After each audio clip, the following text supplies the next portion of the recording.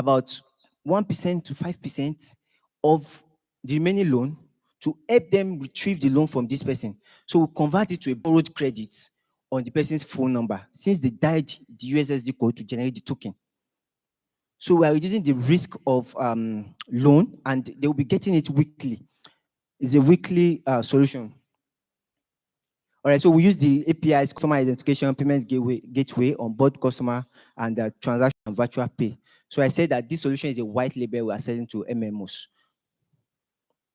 The market size, total serviceable market size is, we're taking 10% of 65% of people that feel like fintech can actually, that's 65% of nano and micro business owners that feel like fintechs can actually increase their access to financing. So 10% of them is 2.47 million, and 100,000 POS agents, which is owned by OPay. We believe OPay has funding and they can easily buy into this. Yeah, this is the team. I'm Mustafa Faith, the product manager, and I have my mini MBA from Techidia. We have our full stack developer with years of experience. Now go to the demo. Yeah, this is the login page. So I said users, micro business owners that do not have a smartphone can generate tokens from USSD, from their phone using USSD code. These tokens are connected to the central e-wallet of the MMOs. I'm going to demonstrate what happens now. Let's be fast. We have a page just to simulate what happens with the USSD code. On the page, you put your phone number and you click generate token.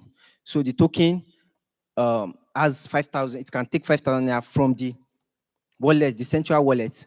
Go down to just show them what's happening. God. No, this is not our solution.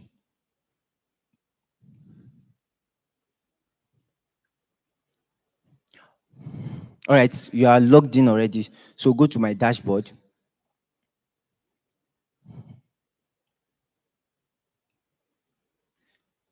Okay. So that's the place to apply for as a loan vendor. Now, this as a POS agent, you've been backing with OPay, you have a OPay wallet and everything. They have access to your account to deduct and all those things. So once you register, this solution will be available like a subsection on their POS device normally. So you can register and connect with your eNaira wallet. Go back, you connect with your eNaira wallet.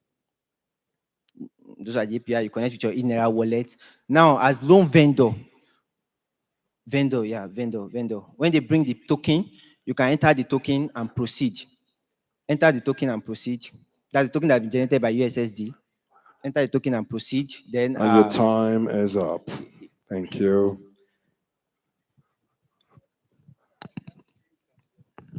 Please let's appreciate him all the same with a round of applause. Thank you. Good attempt. So now question time. Reactions from our judges. We'll start with our judges online. Gentlemen, please let's have your thoughts on this presentation. Thank you. Thank you. I think go first. No, I'll let you go. Go ahead. All right, I think this is thanks, Shona. I think this is a very interesting, unique solution again for a targeted market. I'm trying to really understand, since you have not really engaged OPay, for example, they have their own peculiar challenges, okay, when it comes to POS and being POS as agents. And how do you want to make them guarantors for these loans? I'm just trying to grab my head around how do you want to make them guarantors for these loans that you're talking about? I'm really struggling to understand your model, so maybe you need to throw more light around that. Thank you. All right, thank you very much. We've de-risked this process in so that the POS agent, their POS device is about 35,000 naira. You as a POS agent can only approve loan of about 30,000 naira. That's to 10 people. So we know that you continue to use that POS device because you cannot run away with 30,000 naira and to forfeit 35,000 naira. That's one. The second thing is, I'm sorry, let me just get my thoughts. So when they are onboarding, when they are coming to our platform, they are also connecting with their eNaira wallet. So they are actually verified. They have their NIN and their BVN and everything. Then they've even been banking with OPay before. So we are not bringing new people. They have their credit flow. They know that this person actually, is doing POS, is making about 60, 70,000 in a day. Now, the reason why OPay will come on board is because their business is something that is depending on volume. Volume, the more the volume, the more their profits, because they are taking money per charges now. They're taking money per charges. So we are saying that if we can get your 120,000 OPay agents to give out 10 loans in a month, you are having about 1 million more transactions in a month. That's 1 million more charges during the transactions. Now, how are we saying that this is a zero interest loan? Zero interest loan because we are collecting back just the 2,000 naira, but they are paying their service fee to the OPay, to the POS agent too, in which his profit is also dependent on the number of transactions he makes daily.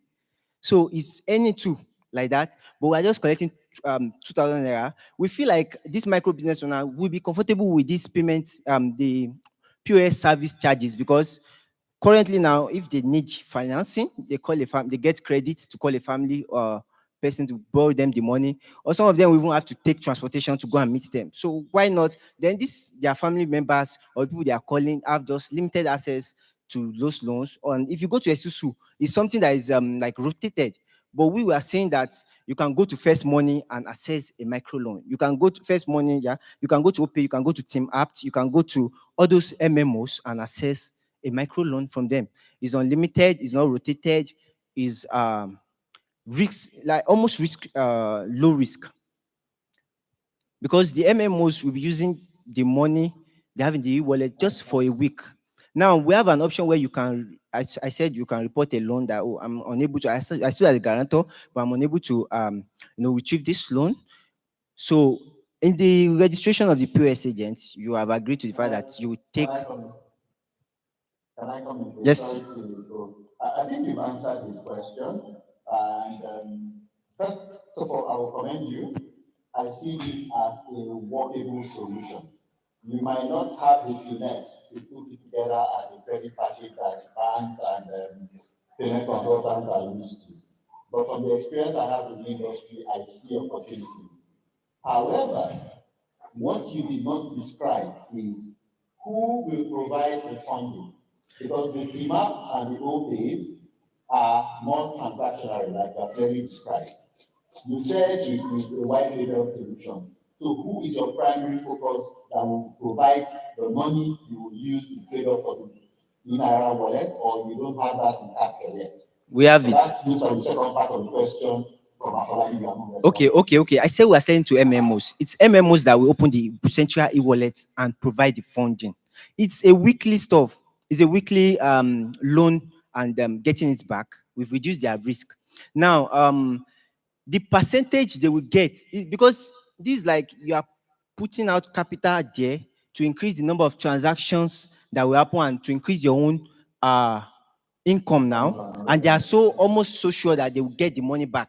And even if they want to lose anything, just 5% they want to lose to pay telcos to retrieve their money from these nano and micro owners. It will be converted to a borrowed credit. So it's the MMOs. And we believe like Team Apt now of recent raised 50 million US dollars. Is it 50? 110 million US. Is it 50 or 110 million US dollars? OPay too. OPay, in fact, OPay has like a savings option which gives users maybe 5% in a year. We believe that by continually doing this every week, they can even get more than 5% that they are giving users. They can use the deposited cash by users to get more than that. Mister, I will commend you. I like the concept. It's very workable. What I see you have not put forward is the finesse for the so-called industry presentation. But from the rudiments of what you put together and logic, I think it's very commendable. We are depending on the African FinTech Foundry Accelerator Program too. Yes. Okay. With some handholding, you do well. Thank you very much. Will that be all from the judges? Okay, thank you. Okay, yes. From online judges, yes. So from our gentlemen judges and lady judge, let's have your questions or reactions. Thank you. Please, I just need you to answer in like 2 sentences, not more. When I like the idea that you're looking at credits for people, but you have in a way spoken about using a lien against people's airtime. Is that what you're saying? Phone, because it's talked about the telco. Yes, they generate the thing with, they generate the token, the loan token with their USSD, their phone. So it's their phone number that actually access the loan. I understand. So what happens if a person, because you said 20% is what they are liable for The immediately? POS pay, yeah. Yes. So what happens when the 80% is not paid back by the borrower, and you now have to go and get the lien of the telco? How is that going to work? Get the NIN. No, the lien. No. Lien. Okay, Or so lien, we, if you will. since we know the phone number, assuming we're able to show you, we see the phone number that took that loan. We can just pay we are paying the telco that please help us retrieve our loan. This person signed consent. The POS told him these are the things involved, and please help us retrieve our loan from the credit is loading. We won't take it once. We'll take it at the normal little rates, maybe like 20 naira per their recharge card, something. They will still want to use the recharge card and their line. So we'll be taking it bit by bit. But we'll pay them like Sorry. Just to add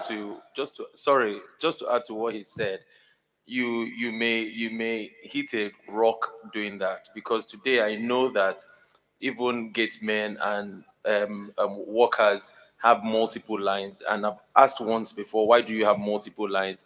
And I found out that they do borrow me airtime, and sometimes they owe on a particular line and they switch to another line. So if your hope is to get money from credit, then it's so easy for them to dump one line for another line, isn't it? yes, we are thinking of also connecting with an API with the telcos that will be able to actually reach that their amount they can give to no, they'll be able to read when you want to borrow money from their credits now. They'll be able to read that okay, you are eligible for this amount now. So we can just maybe give them like look at their credit loading history and used to give them the money that okay, within 3 months, it usually loads 10,000 naira.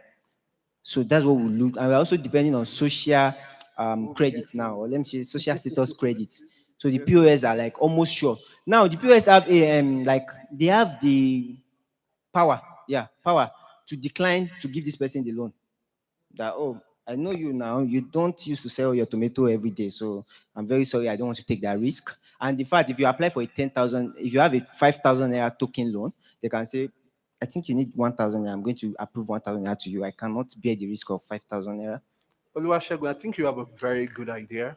It speaks to that section of the economy that has not been catered for. I was speaking to the AFF team that the banks have they've ignored the mass majority of the people in terms of credit. You're talking about credit to that area.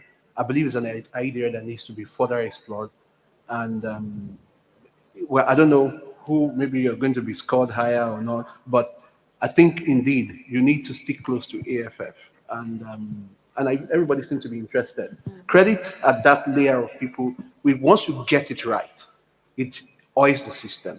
Yes. Thank you very much. Very sir. good idea. Thank you, sir. So let me just. So I like the passion with which you have presented it, meaning that you really believe in what you're saying. So the few things you need to think about, and in addition to what they've said, is that everybody down the chain must get something out of this. Yes. So that will also dovetail into the way you price that loan. Maybe that's part of the finesse that we need to work on. So that is very, very important. Pricing is extremely, extremely important in this, because they don't have a lot of money. That's why they're borrowing in the first place. So they can't borrow too expensive. Yes. So you need to go back and think about all of those. But Okay. very passionate delivery, very clear. Thank you very much. Thank you very much, sir. Thank you very much for your presentation on behalf of Group, or rather Team 17 Grouped. Mustafa Faith Oluwasegun, very innovative and also requiring some fine tuning, a bit of tweaking here and there, but all the same, good job. The next presentation will be delivered by the the team lead for Team 34 registered. And to take us through their 8-minute presentation, I have the pleasure of inviting the person of Lawal Oluwatimileyin. Please come forward for your presentation in 8 minutes.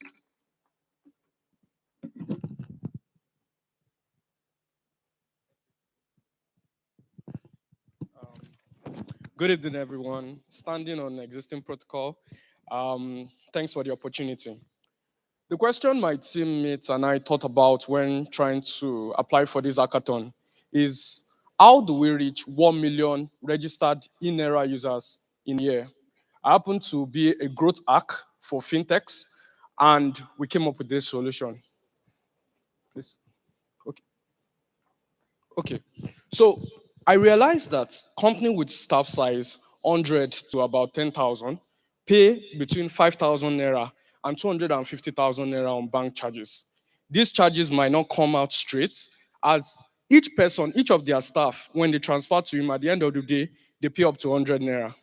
And this is the problem that companies are facing at this point, that they have to pay a lot of charges when paying their staff. But we have a solution with eNaira.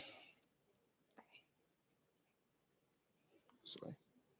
Okay, so our solution is Giddy Payroll. Giddy Payroll is a web and mobile application that helps companies pay their staff 1/10 of the cost. And it is totally powered by eNaira. Pay without also.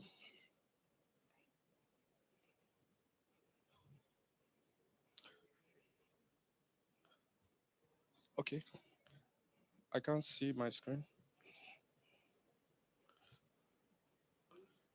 Okay, I can't see. Okay. Okay. So how it works is simple. The merchant registers a merchant account and opens a merchant account with eNaira. They ask their staff. This system is a payroll system, so their staffs too have to go and open a customer account with eNaira. And on our platform, we generate a very small ID for the user, apart from the long token that is generated. This ID can now be used to add the user to the payroll system, and they pay all the staffs with just one click. Now, the market for salary in Nigeria, an average Nigerian, we estimated that an average Nigerian makes about 80,000 naira. And based on the statistics of the workforce, we were able to come up with this number as our total available markets. But we looked at companies, the majority of the sectors is the informal sector. So we deducted a significant percentage from that, leaving this. Now, companies that actually meet the kind of B2B business that we'll be running, that will be paying up to like maybe 10 or 5 staffs, they pay up to this per month in terms of salary. Our tech was built with Bootstrap just for the prototype and Google Cloud. We understand that if we want to scale to something that has 1 million users, we need to build for scale from the start. My name is Lawal Oluwatimileyin. I'm a software engineer. I'm a full stack developer. I worked for Growth Hack. One of the companies I worked with, we were able to do 2 billion naira in transaction in a month from being the head of the growth lead in that company. One of my co-team members is a software developer. He has developed for a blockchain company in the US, and we have a financial expert. Our demo is simple. Here is the, I'm the only one that came with my team from Ibadan. So what you have to do is register your company. You can either register as a staff. We are going to register as a company for this demo. Then you create an account. I'm just going to use demo figures for this. So I'm going to create a company account. I'm just going to say XXX and select a bank. Put a random number for BVN and this, okay.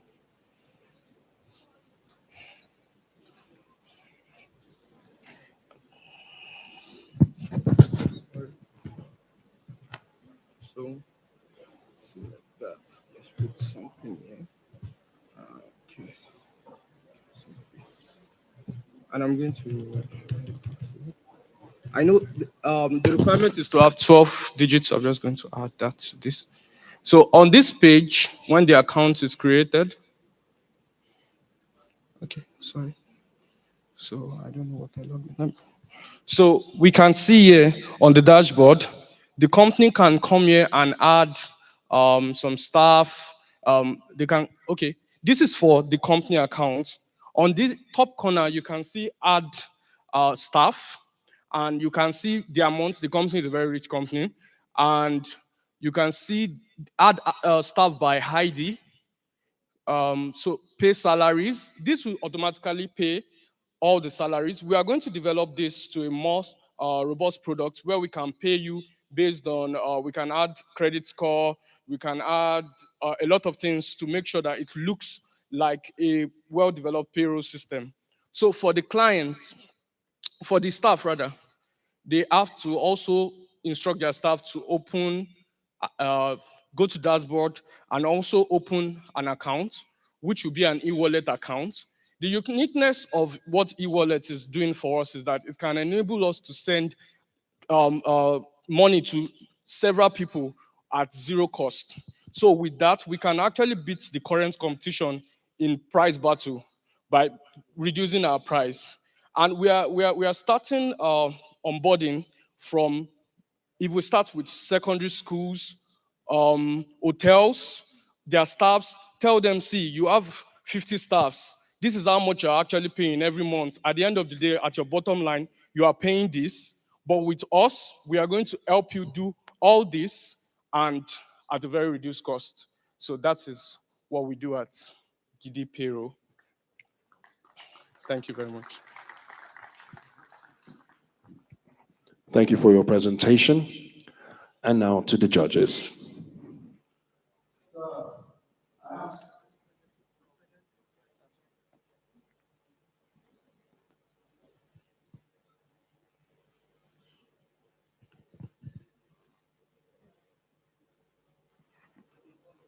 So let's have some reactions from the judges. We could start from our judges that are physically present. Then we move on to the online judges. Thank you. Thank you very much. Interesting concept you have, and Thank you, sir. it's important in the sense, like you said, growth hacking in the not just growth but usage, which is equally important. So, what I want to ask you is a simple question. You did say that this will be at a tenth of the cost of the normal sort of payments of salaries. So you intend, therefore, understand that you'll be charged a fee for this service, correct? Yes, sir. Absolutely. And do you have any profile, or have you created a test? I mean, apart from the demo there, have you actually done a field test of this idea? Of this idea, I've not done a field test of this idea. We thought of it when we saw the Hackathon advert, but I've actually worked in tech. I've built solutions from both Nigerian companies and foreign companies before. And I currently run a startup too, in fintech too. So I have experience on how this can go. Okay, I think down the line you'll find that beyond the salary that you speak of, there will be other use cases, including vendor management. So please do try to pursue those field tests so that you can pivot into other use cases as soon as you can. Yeah, thank you very much.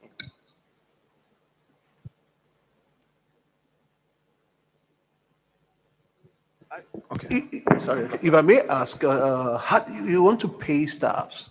Okay. How? Is it manual input, or is it going to be automated? And what logic are you going to use with that automation? And I tell you, payroll is the biggest crisis in every organization today. So yeah. Thank you very much. So it is going to be totally automated, as the system shows. So what the company does is that they register with their normal company account. They can move funds to their e-wallet account, which will be mirrored on the system. they can add their staff, whatever the staff is doing, is a software guy, is a whatever is doing for them, add the amount they want to pay. Because eNaira allows, it's just probably just writing a code that loops, picks the ID of the person and disburses based on the instruction of the owner of the wallet, and it easily pays the person. So we plan to charge based on the number of people that number of staffs you have. So we might have different price range. If you have larger staff, we might charge lesser. So we can easily automate the entire system. We can easily automate the entire system. When you mean you will automate, I mean, would we? Are you going to automate? Because what is challenging with payroll is somebody has to get leave bonus. He has to get Okay. all these Okay. things are manually generated. Imputed. Yes. So Yes. it's that level of Yes. I have a friend that currently works in a payroll system. I don't want to mention their name, but and we do talk a lot. I know you have to give like, okay, did you come late? Did you come early? If you want to deduct from your salary, things like that. For this hackathon, we can't put all those features in, but with the right resources, we can actually, because we've been able to solve the core of the problem, which is make spending so much to actually pay out. So we can step by step include all those features with the right team. Like if we have like maybe 5 developers we can hire, we can actually build a well robust system. But we have a prototype. Okay, go ahead, please. So just so we understand properly, your value proposition. Yes. Are you assuming there's a payroll system somewhere?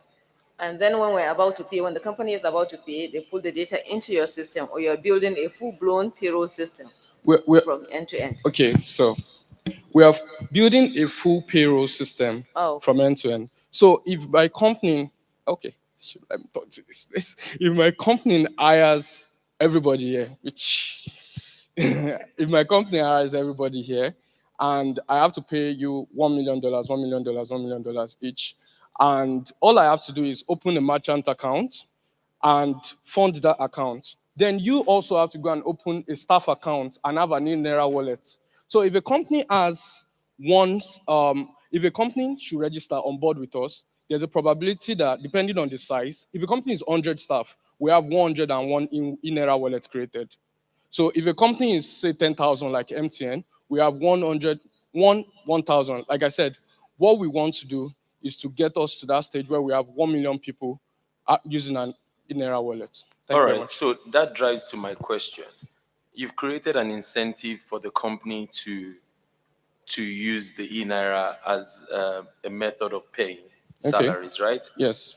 But you're also working this on the assumption that the employees are willing to take their salary in their eNaira wallet. Okay. Okay.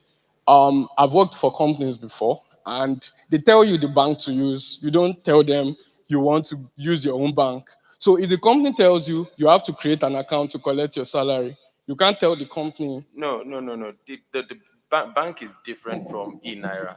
Do you understand? I can say that I want Guarantee Trust Bank, I want Globus Bank, I want Okay. Providus. That's a different situation. Now, that means that you need real education and an incentive for those employees to actually say that, you know what, I'm comfortable to have my money in an Okay. eNaira wallet, Um, isn't it? I feel from not to argue, but I feel that the company determines how the salaries, the account most company. Okay, for example, if a state government should buy our idea and use us as a payroll, state government already has accounts they tell people to register. Okay, for example, NYSC, when you get to NYSC, they tell you use these banks, use these banks. If NYSC should use us as a payroll system, we have no choice but to go on board and download the app, use the eNaira. You might not you you will have to create the eNaira wallet eNaira account to have access to it, just like opening an every other bank that is available.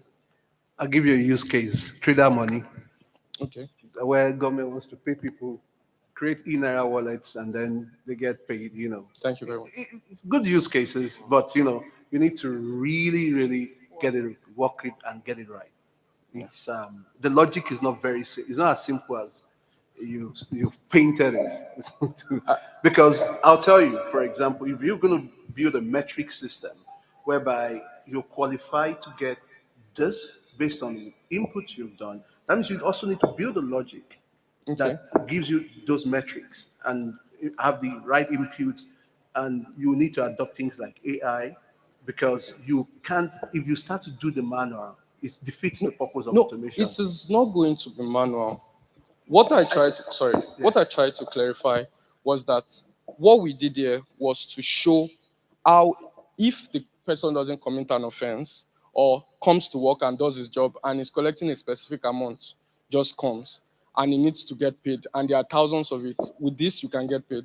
But we're given how many days to develop this? There's no way we could have imputed all those logic into it. But if we are given the right resources, building something more robust that can let company impute, okay, this staff comes in the morning, goes in the evening, what time does it come, what time does it go, what offense has it committed, what penalties do we have to offer, and all those are put into the system.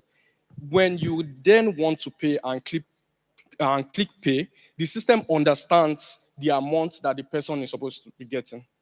So that is what we intend to build in terms of a more bigger product. It's okay. So you've talked about the process and the procedure. So that's good.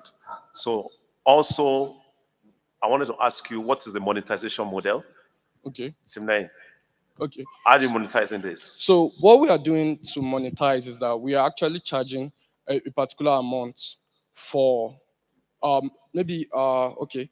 Currently, you might be paying 100 naira per of, let's use 50 naira for 100 people, and you are paying, let's say, 5,000 naira. We will tell you that because we are using eNaira to do the disbursement, we are going to be paying 500. So we are just going to take that cost as our own cost of disbursing the cash. Per disbursement. Per disbursement of paying salary of that time. Yes, per disbursement. Okay. It will be based on the number of disbursements you want to do. Okay, that's clear. Okay, I have a question, not to overflow it. MC, can I go ahead? Yes, sir. Yes, you can, please. Go ahead. All right, okay, thank you. So, I would like to very intricate questions have been asked. But the basic one, which is the agreement of payroll, there are statutory obligations that need to be made. I didn't see you capture that in all of the description of taking over the payroll from banks. Okay. Using fiat currency. So the statutory, okay, let me say something again. Statutory deductions that go with payroll. Like tax, do you mean like tax? Okay, yes. Like tax, like things like that. I feel this will even help the FIRS to track companies that are not tax compliant, when they can easily access the information of how they pay their staff on this platform. So in terms of what we are basically going to do is we'll add a feature that can help us also disburse to, maybe it will withdraw, disburse to their, what do you call it? Sorry, their tax. It will appropriate amounts to the account they pay their tax to. It will appropriate an amount to the account they pay their tax to. So that will actually cover for that. Essentially, what I'm asking is, in your design, you need to have that captured, because you seem to have left it out, and it's very essential for the payroll process. Okay, sir. Thank you for the advice. Just an observation. We are going to work on that and improve. Thank you very much for your time.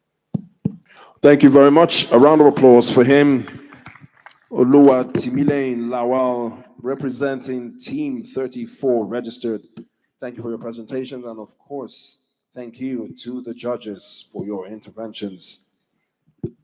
The next presentation on the itinerary for the second stream of presentations will be delivered by the spokesperson for Team 80 Group. To speak to us the next 8 minutes, I have the pleasure of inviting Anselm Iwanyao. 8 minutes, please. A round of applause for him as he comes to the microphone. Thank you. Hello. Good evening, everybody. All protocols observed. I am Iwanyo Anselm, and I'll be presenting the solution for Team 80. My slide, please. My slide. All right, NX, instant money transfers across the border. Thank you. Instant money transfers across the border. So let's start with the problem statement that was given to us. How eNaira can help facilitate cross-border trades and transfers. Yeah, I think a lot of us with this problem statement have come up here with different solutions. That was crazy, seriously. Okay, so coming with the pain points right now, the pain points of the current system. OPEC structure, the current system is not transparent. The cost of transactions are really high.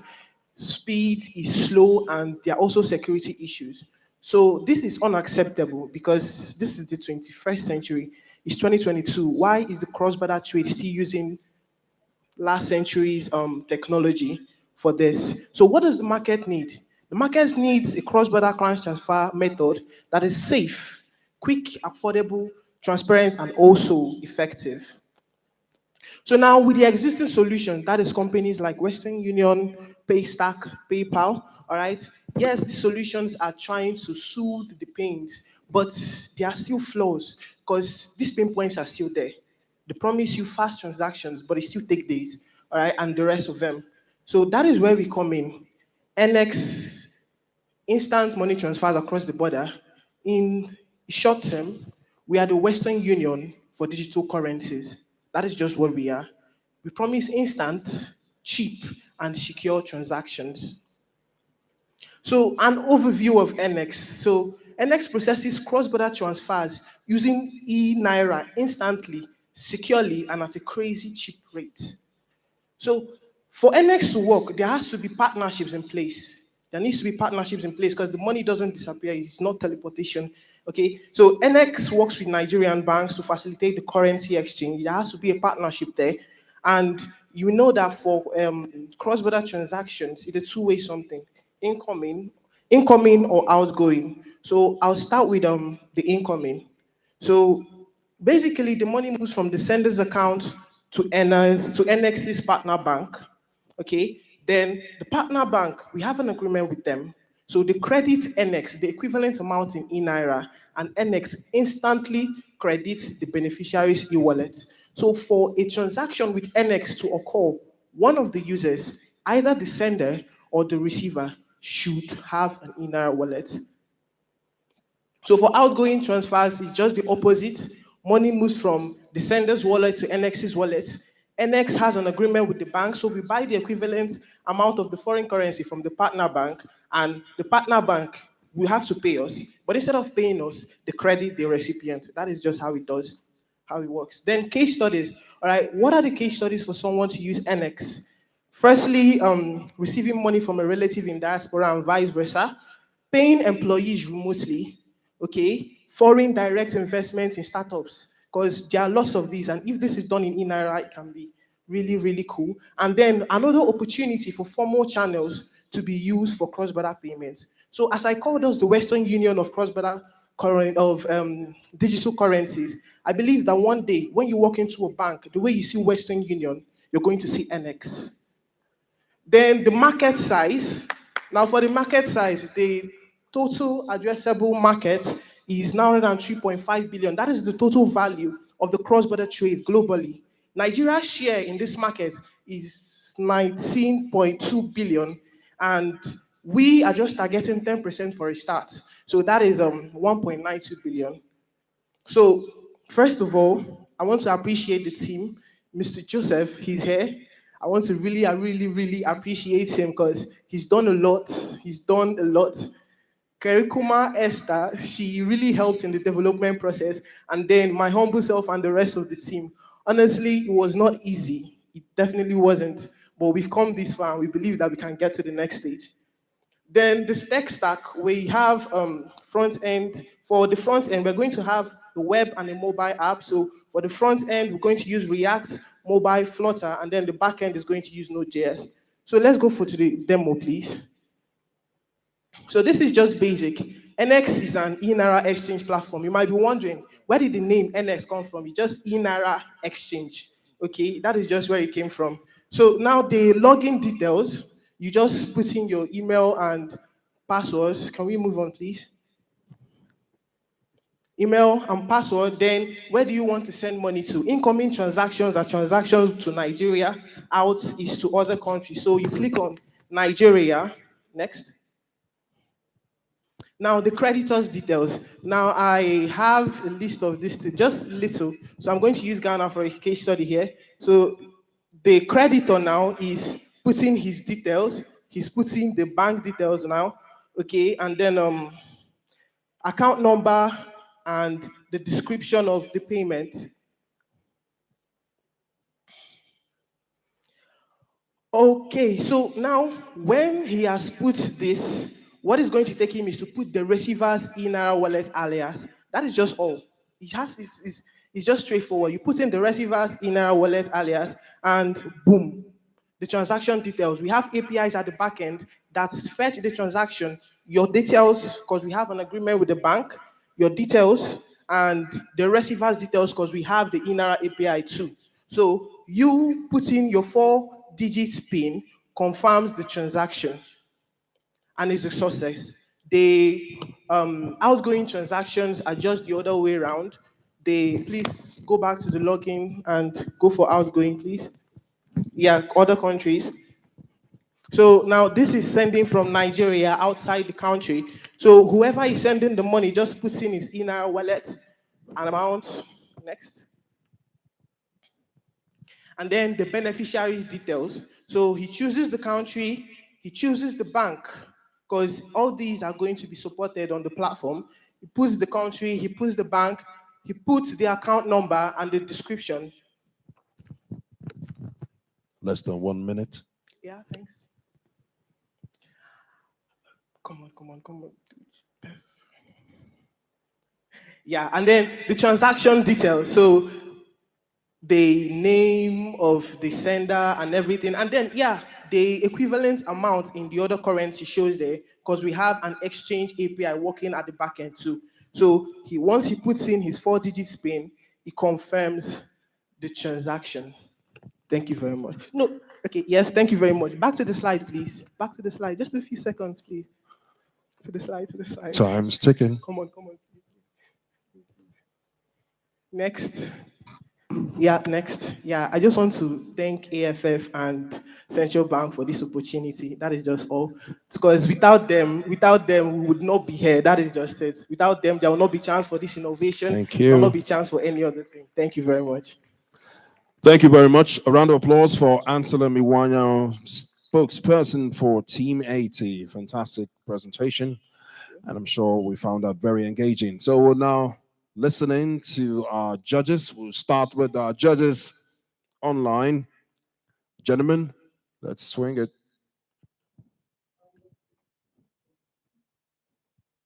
Shall I go first? Yes, let me thank you.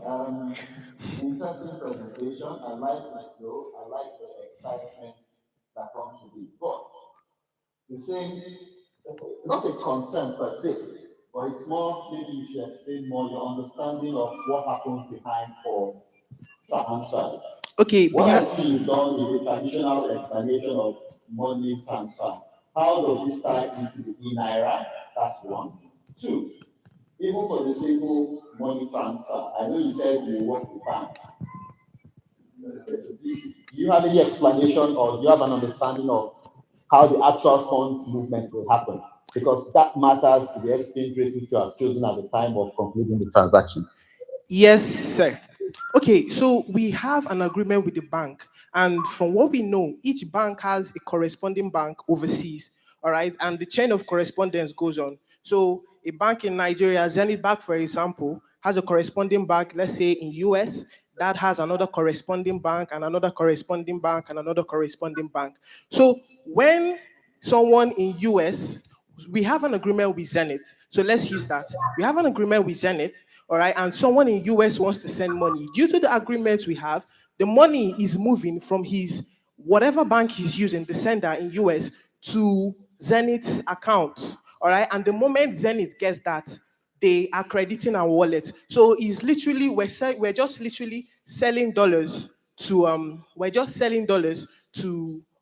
Nigeria here, thereby increasing the federal bank's reserve of foreign currency. Okay, I hear you, but the question you have opened up is this. The eNaira pricing is quite restrictive. Yes. You want to add your layer to what banks transfer, which does not take away the cost banks incur, which is a challenge today, aside from the challenge of availability of FX. How do you reconcile that? Okay, look at it this way.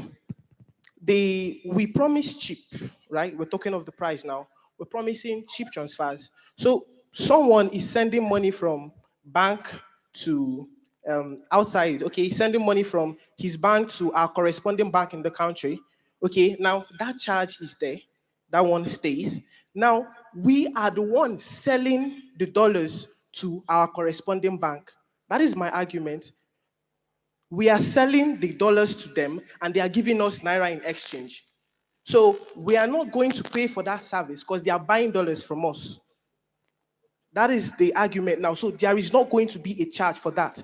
We are selling dollars, they pay us in Naira, they pay NX in Naira. So we are increasing the reserve of the federal government. And thereby, yes, we try to keep currently now the transaction rate per value is, I think, 6 to 12%.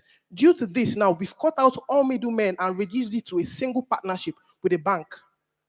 And that is what is going to cut most of these costs. And then with the little fee we collect, we're sure that it's going to be aligned with what G7, World Bank, and IMF are proposing, which is from 3 to 5% for transaction charges per this thing that I sent.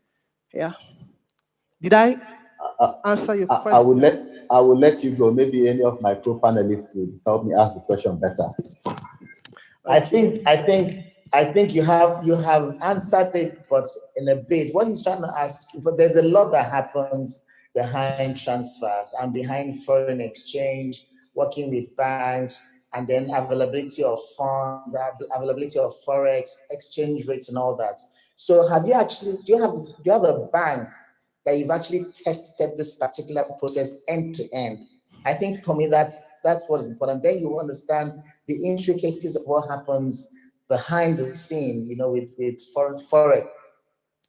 Okay, I get the question. If we've tested this, we've not. And for us to draw that agreement, we're definitely going to need a lawyer and the rest of them. So that is my answer for that. But we've not tested it end to end. Okay, Yes. I think to Have help. you done anything with an existing bank? With an existing bank? Just say no because No, you haven't. I have not. It's all right. Yes, In the way you thanked CBN for the opportunity, it showed that you wanted the ability to test it, right? So it's Yes. okay. Just to what the earlier judges said, I thought maybe I should help you so that the next time you're making this presentation, it can come through a bit more clearly. Okay. In the mechanism of international transfers, right? There are various factors, but what you have to understand fundamentally are three things. Distribution. The person sending and the person receiving are going to take it from somewhere. So there needs to be that distribution footprint that enables them to do it more easily.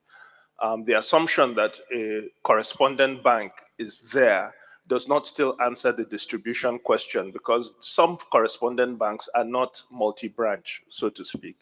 So you have to understand that and be able to show how your system would take care of that. Then the second part, messaging and settlement. Messaging is the electronic message that goes through the system. Settlement is actual movement of the money down the line. And you had criticized the existing structure by saying that it comes a few days later. That's the settlement part, right? So down the line, I understand what you're trying to do. I'm giving you this as feedback, not criticism. Please don't take it that way. Yes, sir. You just need to know that, show that you understand these fundamentals and that your system addresses those three components, key components of that remittance business. Okay? Yes, sir. Thank you. Thank you. Any other question? Are you really looking for more questions? Because you have not answered some of the questions, but it's okay. We'll not flog it too much. So the only thing I want to leave with you, I don't know if you can answer it. You know, there's a demand supply and demand side and a supply side. Yes. Yeah. So the people that want the money here, you will never run out of people that want money here. But what's your plan to aggregate the people that want to send? Because I mean, I hear you Yeah, say yeah, yeah, someone yeah. wants to send, someone wants to send. We are It's not going going to to just start. happen in the Yes, head, we're right? going to start with the money that is incoming first, and after a while, we take a percentage. Then we can now start doing outgoing transactions. So for the start, we're just going to start with incoming.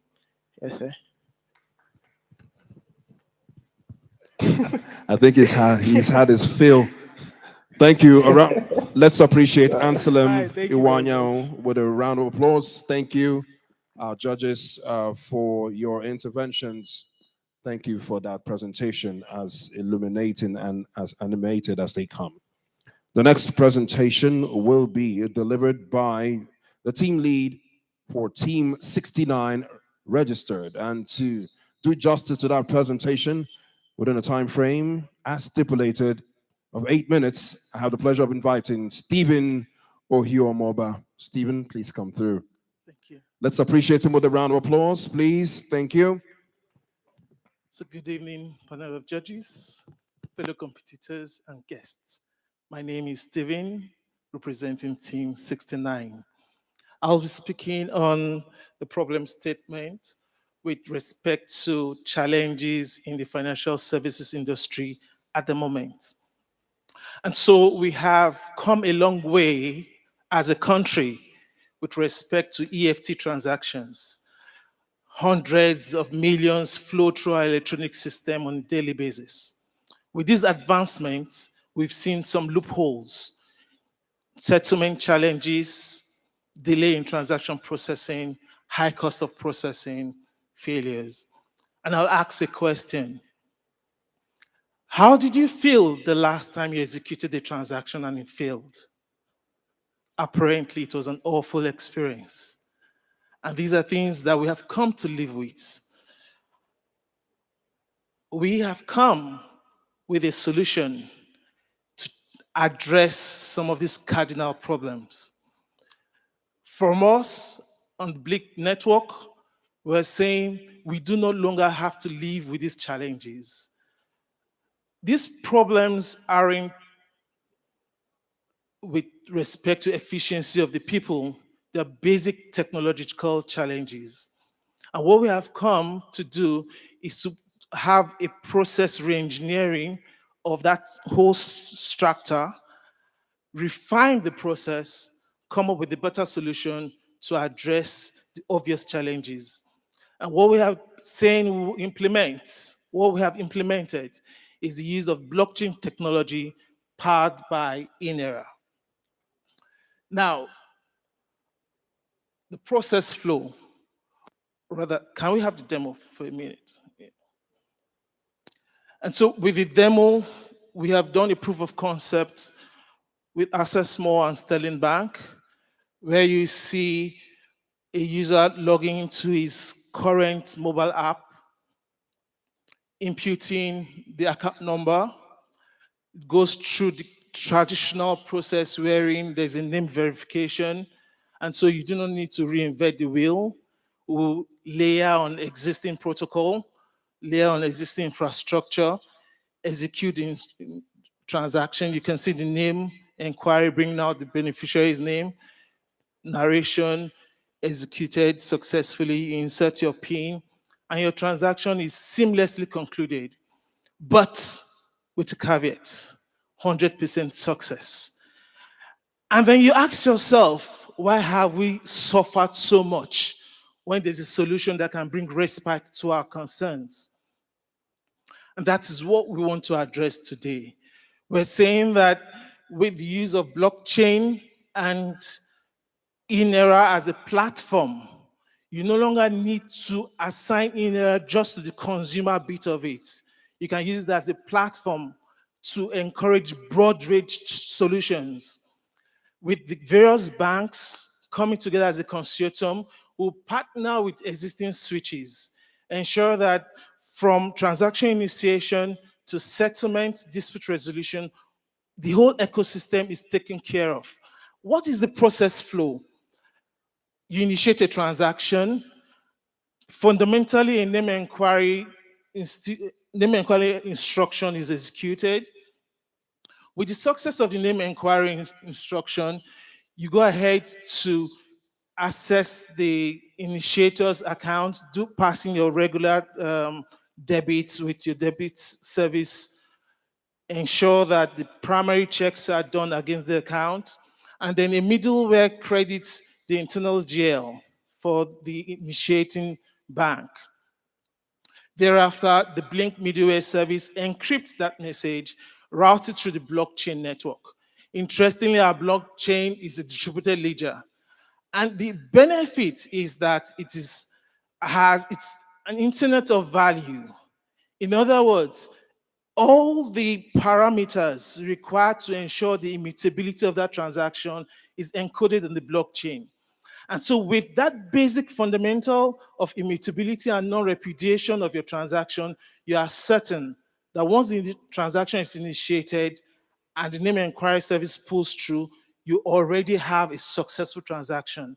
And so you no longer need to go to your Uber and you're scared if you can make payments, or the merchant stores and you're scared if your transaction can be completely successful.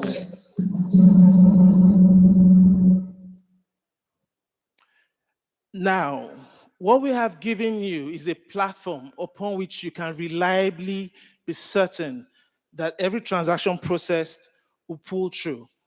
The process flow refers to the customer trying to initiate a transaction, name inquiry being executed successfully, flowing through the Blink middleware, and then getting the beneficiary response from the beneficiary bank. Thereafter, you execute internal checks against your account, beneficiary account, initiating account. Once that's successful, you pass your trigger. The trigger sends a message to the Blink middleware, which sends the message across the Blink network.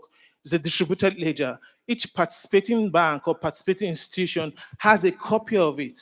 And as such, you do not need to engage much more in dispute resolution. It's available for all to see instantaneously. 2 more minutes. Thereafter, the receiving bank gets the information, the middleware decrypts that, security top-notch. Receiving bank decrypts that, passed through the blockchain network, and then the necessary ledgers, the payable GLs, receivable GLs, accounting entries, all executed successfully. Fundamentally, we're saying that you can execute transactions in Nigeria at the nearest future, and you can be certain that you have 100% success. For settlements, each participating bank is expected to have a treasury account with CBN, naturally. And then at the point of settlement entries, values will be moved from recipient bank to destination banks, all within intervals. And so I do not need to wait for maybe a day or the day after to pass settlement entries. I can do that at predefined intervals. Are you scared of initiating transactions during public holidays? I am. Are you scared of initiating transactions on Fridays? I am. Black Fridays, definitely I wouldn't try it. But here we have a scenario where you can successfully execute your transactions reliably, and then you realize that because adoption is based on trust, trust is based on reliability. Once we have a reliable financial service sector, the ecosystem for transactions, adoption will be a no-brainer. Thank you very much. Thank you very much.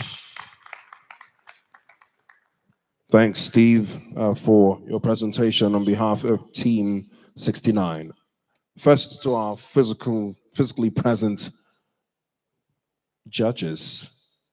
Gentlemen, ma'am. So just a quick question for the problem that you're trying to address.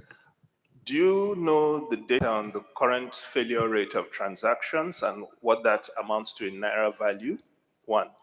Two, in the manner in which you want to utilize the eNaira, it's basically, shall we say, hard Naira, change to eNaira to transfer to change back to hard Naira. In other words, you want to double the money supply in the country, which may affect inflationary figures. Do you realize that? Okay, so for the first question, between the months of, from one of the switches, between the months of January to May, we had close to 1 million failed transactions, which translates to over 100 billion naira.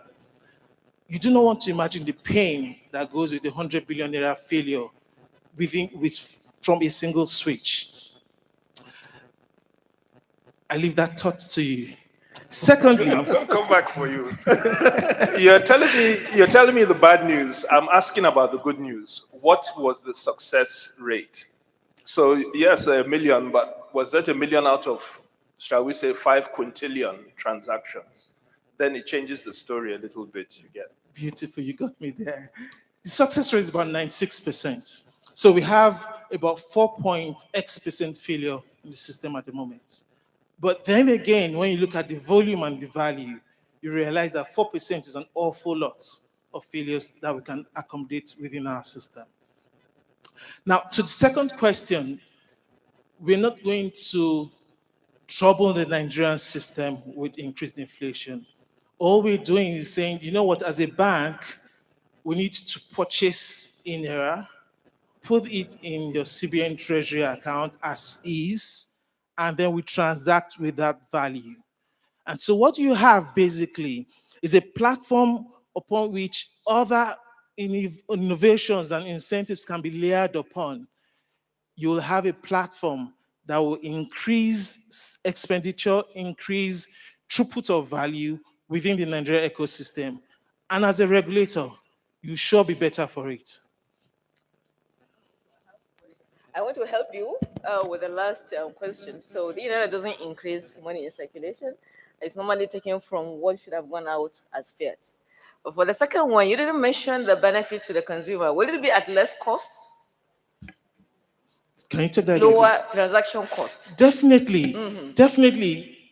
At the moment, you're processing through third-party processors, and as a result, you have increased values. Now, what we are saying is we'll partner with all the players in the system. I mean, we have a couple of big players in the system, and so we're complementing what they're doing at the moment. And for us, part of the incentives is reduction in processing costs. You can't beat the rich.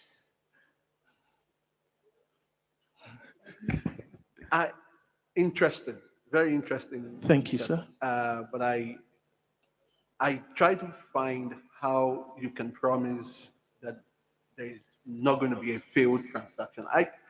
Blockchain, I understand it. I mean, what's the architecture going to be like?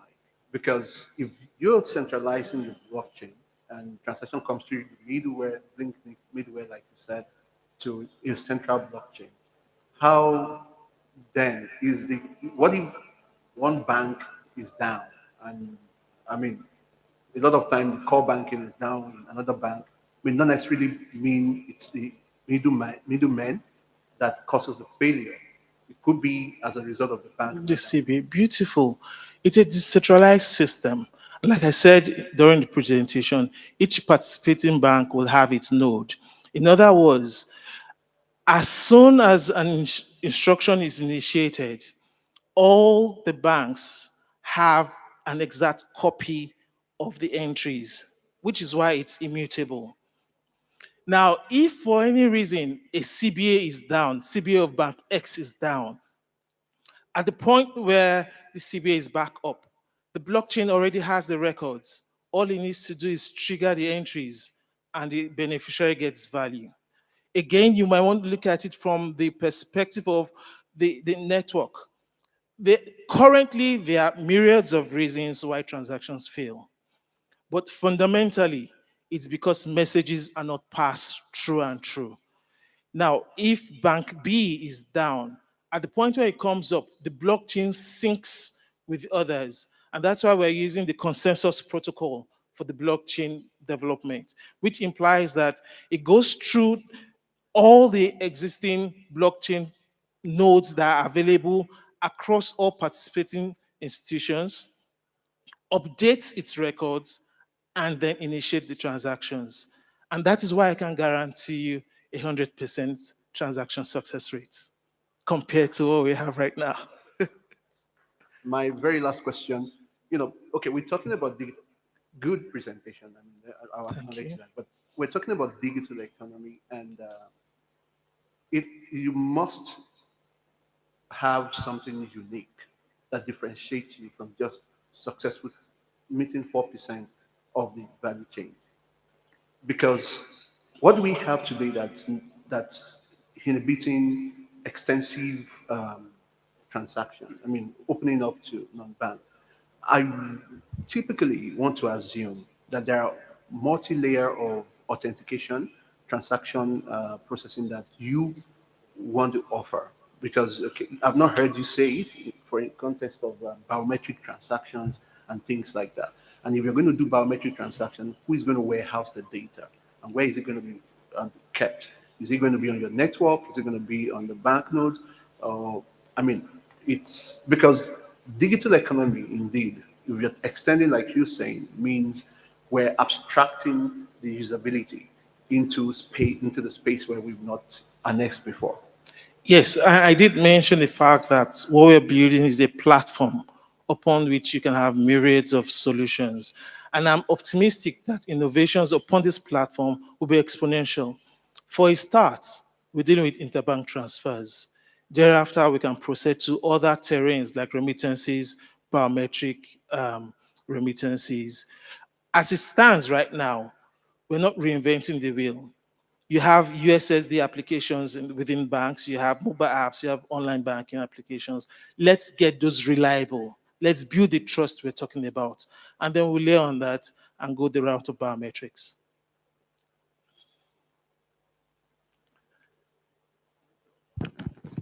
Okay, so can we have questions or reactions from the online judges? Yes. It is quite exciting. It's a very brilliant presentation. Thank you. It's a terrain I'm very familiar with, so I know what you're talking about. But you got me confused somewhere, so I want to learn from you. My understanding of blockchain is distributed ledger, which means based on the nodes, every transaction at an instance is replicated.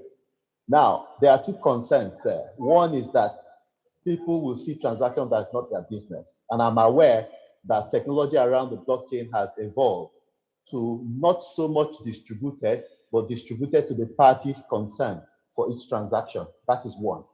Secondly, when you spoke about consensus, that's where I need you to throw more light on. My understanding is when a node is down, it is typically a go or no go, which means there is no risk for dispute because the transaction, a node is down, it doesn't accept. When you're saying it is consensus, subject to your explanation or without prejudice to what you explain, what I'm hearing is that it is stored for processing later, which defeats the fundamental principle of a distributed ledger. So it's that clarification I want to learn from you. But aside from it, what you're putting forward is the way to go. And it's something that you have me on board with you. Thank you. Thank you. I'll start with last. Now, I did mention that there are various points of failures. So imagine that you have executed a name inquiry and it went through successfully. With your current system, you might execute a name inquiry, and then at the point of doing your TSQ or initiating the FT leg, it fails. How do you proceed with that? Now, what we're saying is that irrespective of the point of failure, if the point of failure is from the initiating bank, obviously the transaction cannot be processed. So you don't have any problems. But when the failure is maybe from the CBA of the recipient bank, the beneficiary bank, name inquiry has gone through successfully, FT message has been sent successfully, that transaction does not need to be reversed because all you need to do is once the CBA comes up, the information is already within the blockchain. you execute it, and it's successful. Secondly, we spoke about the security. Yes, for blockchain, you have is a go or no go. But in this scenario, because of the protocol we're using, which is the consensus protocol, we are saying that there will be an exchange, a key exchange between your public key and your private key. And so recipient of the message, even though it's in a distributed ledger system, would not be able to decrypt that message except that message is for you. And that's where you have your public key, private key relationship. So I've sent a broadcast to all the nodes. Only the beneficiary bank will be able to decrypt that message and process it. I trust that answers your questions, Mr. Chairman. It does, but on the first one, I still need you to expatiate more. Sorry, it looks like it's taking you maybe out of your brief. Okay. But when you say for a transaction, for distributed ledger, my understanding is that each transaction starts and ends itself. So the requirement for validation of name before the transaction stands to defeat it, because you can use blockchain for a contract, which means you can treat multiple implications or scenarios at the same instance. So if I'm sending a package for a payment, it picks it and updates. Now it is the recipient who's supposed to take it and translate for its own environment. But from experience, where that often comes is, if I sent a message, do I get a response? Because if I'm at an ATM or I'm doing a transfer, it depends on how long the bank is down for. How does that determine how long I have to wait for it to come up, which is typically the go or no go. So that's what I needed you to clarify for me, please. Okay, so the idea behind the consensus protocol is to ensure that there's immutability in the system. And then you are certain that settlement and reconciliation challenges have been taken care of. Now, when a system is down, bank B is down, it's important for the blockchain system to have all the records. And so once it comes up, once the beneficiary bank comes up, there's need for a synchronization of data that may have been processed while it's down.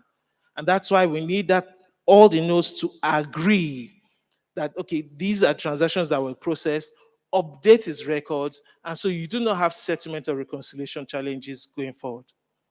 So what happens is, if I'm doing a transaction, are you saying I will suspend my transaction, go have a cup of coffee until the CBA comes up?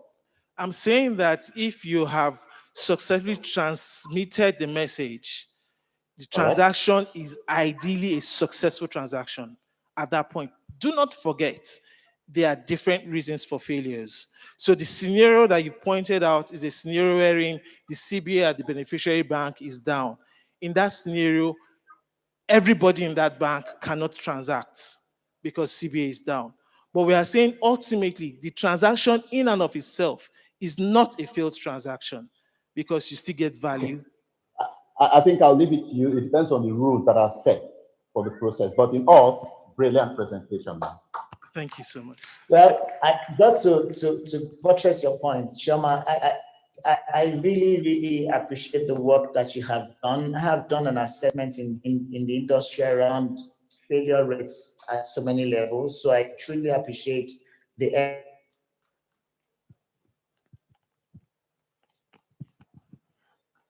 We seem to be having some connectivity glitches. effort you have put into Right, coming up. Hello, can you hear me? Yes, we can hear you now. Hello? Yes, we can hear you. Please continue. Yes, so I really want to commend you. I think fantastic presentation. I know there's still a lot of work in terms of fine tuning. End to end, NIBS is playing a lot of role in that space.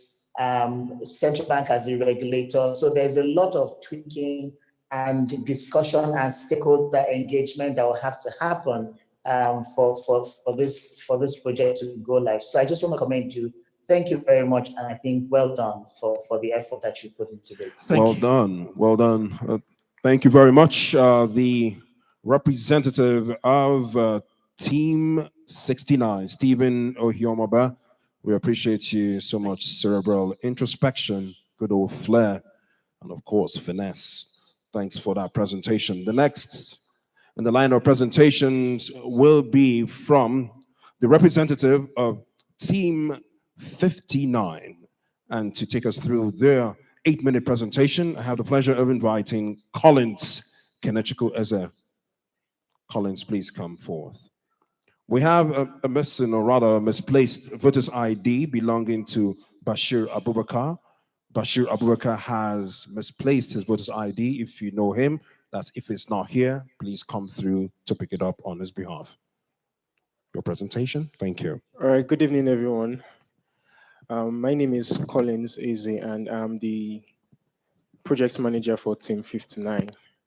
And this evening, I'll be discussing about our problem statements and also the solution to it.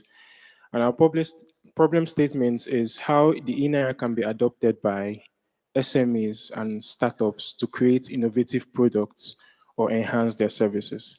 Please, can I have the slide? So we as a team have really thought about it, and we seemed it fit to present a solution which we call the e-token. Now, this e-token is a programmable token whereby it can only be used for what it has been programmed to use. So we program the token in a way that for it can be decided, or it can be assigned to function in a particular way, and it cannot break that function. So we have a practical scenario where we can apply this token. So for example, the e-token has different sectors whereby we have you being a user of the e-token, you'll be able to access loans, you'll be able to pay for goods and services, you'll be able to also make bills payments. And I'll be using just two, which is the ability to access loans and also the ability to pay for goods and services. Now, it's also a big issue whereby SMEs being able to access loans, and then the companies or the lenders finding it difficult to get the SME to actually use the money which they said they want to use for what was actually used. So let's say as an SME business owner, I go to a company and say, okay, I need 10 million naira for a particular loan in a particular area, something like agriculture. And I get that loan.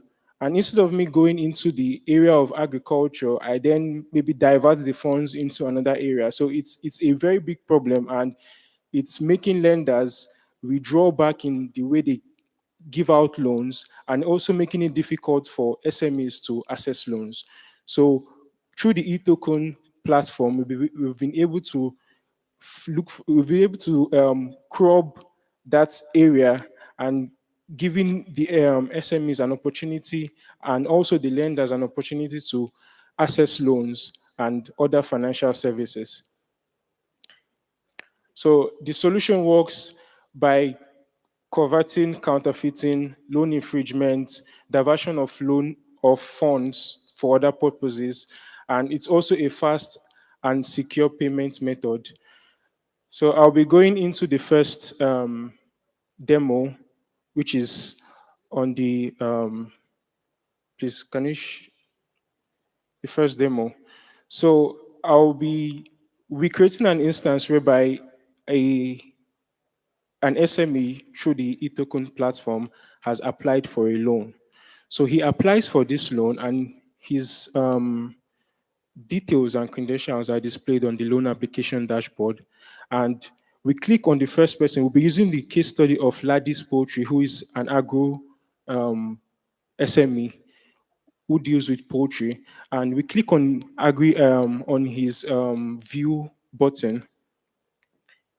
So with the view button, we'll be able to see most of his credentials, and these credentials are gotten from the customer identity API from the eNaira application. So we get the credentials, we validate the credentials, and once it meets our standards, we click on approve. And once it's approved, then I can just easily click on the dashboard, and then I click on the dashboard icon, sorry.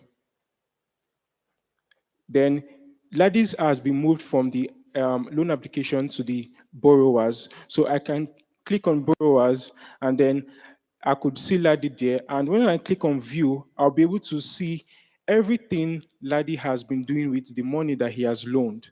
So we could see the transaction histories, and then we could also expatiate on the transaction histories and view all his process. Now, on the case of the lender, let's say there's an infringement or there's a diversion of funds, the lend through the because of the ability to program the token for the token to also to just be an e-token loan, we could also halt the flow of money from the lender's end to make Ladi stop whatever he's doing on his own end. So we could halt the process from the lender's end. And Ladi, on the other hand, once we are certain that he has started using this money for another venture or something that is different from what he was stated in his document that he provided, would halt that process, and you could click on halt. And once that process is halted, you have different options of getting in contact with the customer, creating a dispute, and once it's solved, you could also unhalt it. So that is for the first case. And then for the second case would be the payment of goods and services. So as an SME, it's also necessary for you to have easier and faster methods of paying for goods and services. And that was why we came about with the QR code payments system. So the QR code payment system, unlike the traditional QR code payment system, whereby you could have your QR code displayed in a shop and you just come in there to scan, ours is quite different because we also have that implemented, and we also have it in a way that even if your customer isn't there with you physically, you could also send the QR code to him and he also scans it from the app and he pays for it directly through the eNaira platform. So I would like to share my screen over here to demonstrate that process.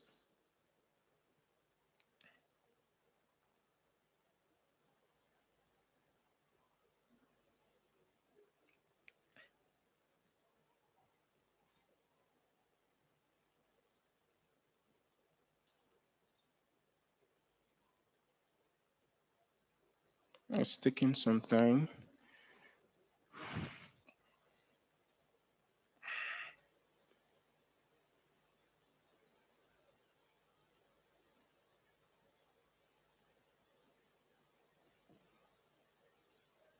So I believe, I don't know if, yeah.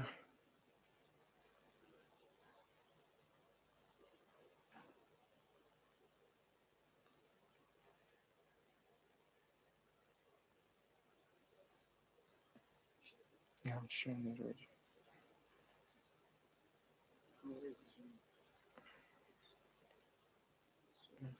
Sorry, I'm showing it already.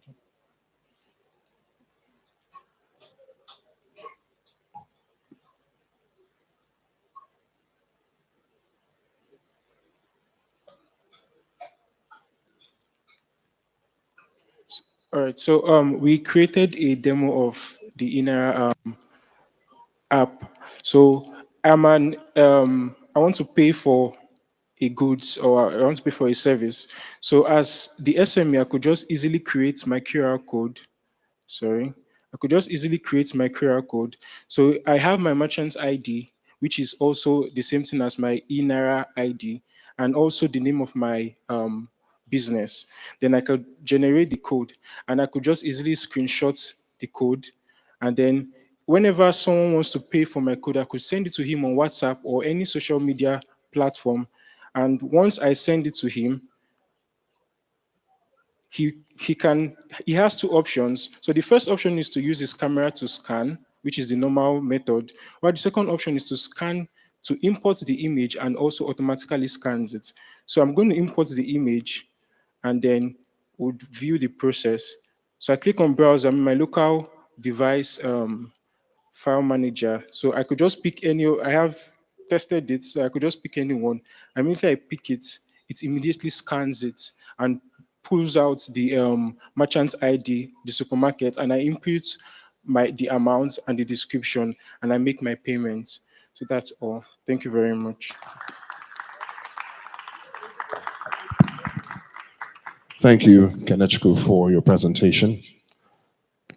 And also thank you for staying within the stipulated time. So we'll first listen in to the responses and reactions from our judges, after which we'll take the online judges.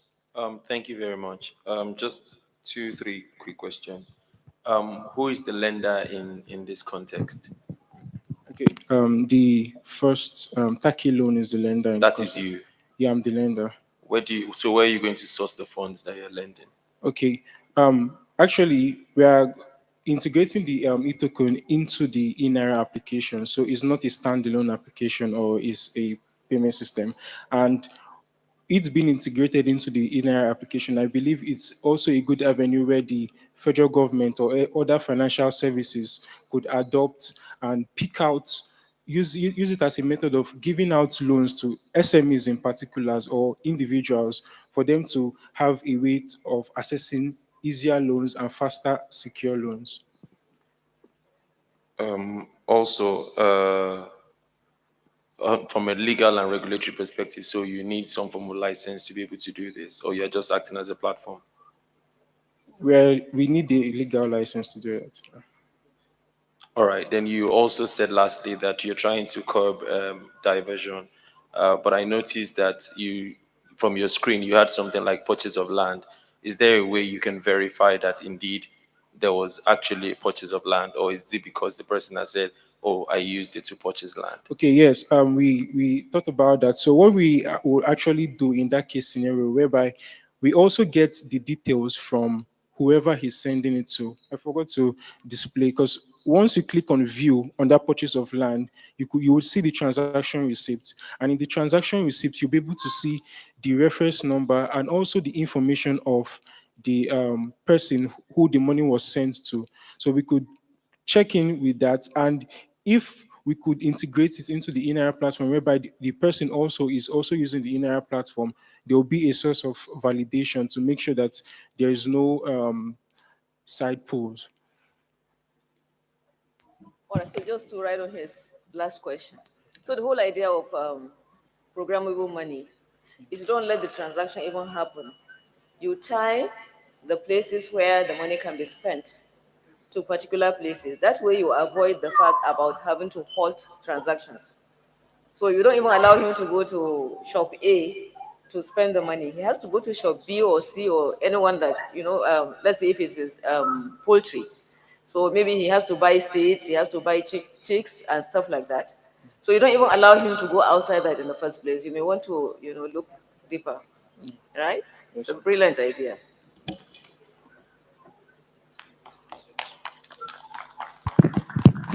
Okay. So Yes, sir. I think the critical success factor for this is the number of those kind of locations that are onboarded on eMoney, where you can spend the money. Because I mean, if you lend me money to be the poultry, and I don't have on the platform a place where I can buy the poultry feed, then you have not helped me. Yeah. For that case, the e-token is going to be integrated in a way that even without you having the e-token, once you have the eNaira platform, the eNaira wallet, you could also use you could also use it as a business owner. So if I have the e-token and I could easily send the money to someone in the eNaira someone with an eNaira app, and he receives the payment, and I pay for my goods and services through the app.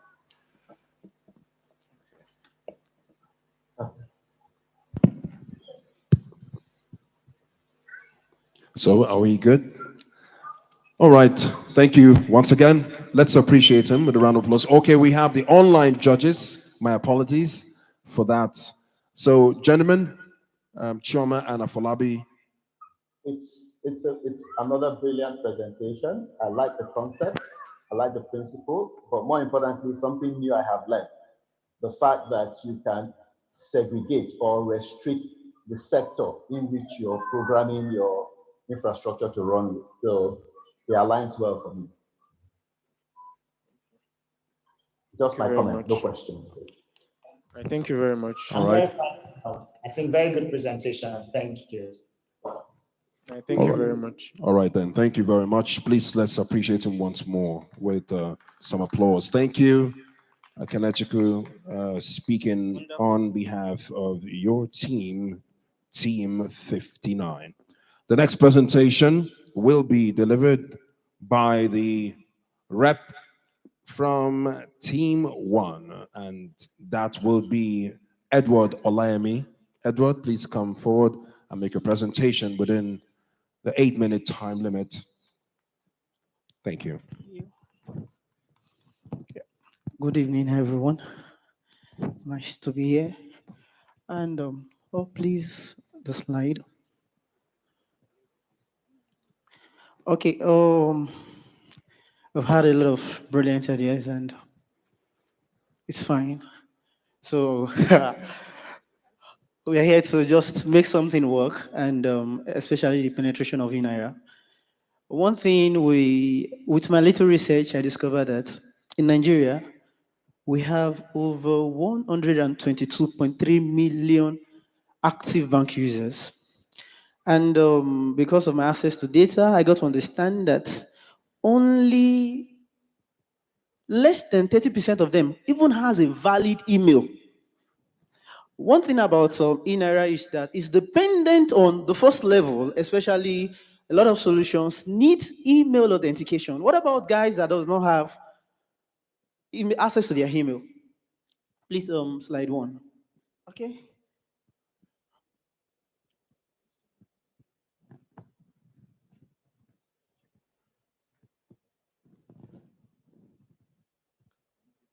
Okay. So let's start with that's the preamble. Now let's start with 80 million Nigerians. Just imagine that woman somewhere in a remote area that has no access to, okay, that has that are on digital network, like they have a mobile phone, but they don't have smart device. The first case study is cases of customers, bank customers without valid email, accounting for almost 90 million customers. Now, considering that again, looking into 80 million telco users without smartphone. So that means we have a lot of gap to cover. And also, look into the fact that we have a problem of another set of 35 million Nigerians who are unbanked. So I feel before eNaira can scale, let's consider these guys. We should not neglect them. One of our judges was saying something about eNaira. It's about acceptability and usability. So that led us to this solution, which we call easy and secure eNaira wallet creation using USSD. Thank God for star 997. That's what we'll be using. So we'll be standing on the existing protocol and the existing infrastructure. So with just the NIN, from your NIN, you provide us your NIN, just dial star 997 star, your NIN, automatically we fetch your customer, we fetch all necessary details needed to set you up, and the setup is done automatically. Now, going to something automatically on the fly, you don't have a bank account. Now, we are taking care of the 38 million customers, potential customers that are unbanked. How do we manage them?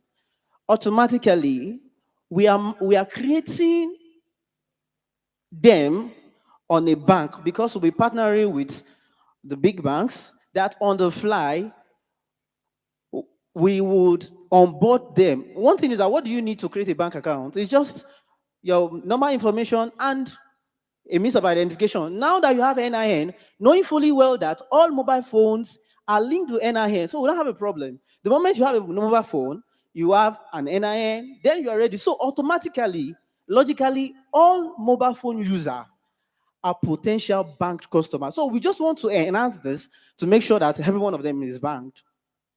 And also depositing. So we understand that there are a lot of solutions around.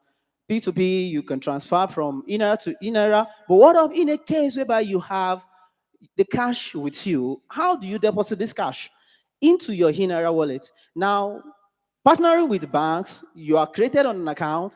Automatically, anytime you attempt going to any POS agent, eNaira will be like a bank, a virtual bank. Once they select eNaira as the bank name and you give them your phone number, automatically it goes to the back end, fetch your customer information, fetch your wallet alias. Any money that goes to that account automatically is credited into your e-wallet account. We all understand loan settlement. When you receive loan, you have a dummy account that say, okay, you pay into this account, we settle it that same way. We create that account for you in the bank, and anytime you fund that account, automatically that money moves to your inner wallet. Why USSD? So there's a question. Why do we need to go this route? Why? Because we are neglecting over 160 million customers, potential customers, making the sum of, say, customers without valid email and customers who are not on smartphones and the 38 million unbanked. So I have this little slide which the slide showing the 128 million. Out of the 128 million, just 3 million of them had a valid email, and you can see the 170 million customers on telco, and just 90 million of them has a smartphone, and over 80 million of them are without smartphone. So this 89 million and 80 million plus the 38 million, those are our potential customers. So what this solution will be bringing is increases in eNaira penetration. See, we need to cover ground and make sure at least 100 million, it is possible. Aiding financial inclusion among the unbanked. See, the moment you have an NIN and you have a phone number, you are banked for us, because the moment you dial our code, we bank you automatically. And also it enables SME in remote areas to receive eNaira. So this is architecture. So the moment you dial the code, at the back end, a wallet is created for you, you authenticate your PIN, a bank account is created for you, and you are good. You are good to go. So, and the process is just to sign up, and you can do a lot of transfer, just dial the code, the amount, the phone number, and you're good. You can access loan, and one thing is that the platform is going to be multilingual, so it's not going to be just in English language. Okay, so these are tech stack, and these are my wonderful team. Please, the demo in just one. So the demonstration I'm going to do is just in the case of agency. If I want to deposit money, how is it going to look like? Okay, thank you. Agency. Okay, no, down, just scroll down. Okay, scroll up. Okay, so now if you're depositing, just ask for the customer phone number. So please input the phone number 7055 165 729. So that's just truncating the last digit, and just select the bank. Okay, just select eNaira, you dial it. So this is a case study of if you're an agent. So this is how simple the application is going to look like. Okay, because it is connecting to a live API. So you input the amount. So this is in a situation whereby the agent is trying to credit an eNaira wallet account. Okay, input the PIN. Okay, thank you. Okay, fine, we're good to go. So from the agent, yes, now you can see my information. So that's my name. This account was created with my BVN, Edward, and showing my alias to confirm that the money is really going to my eNaira account. Thank you.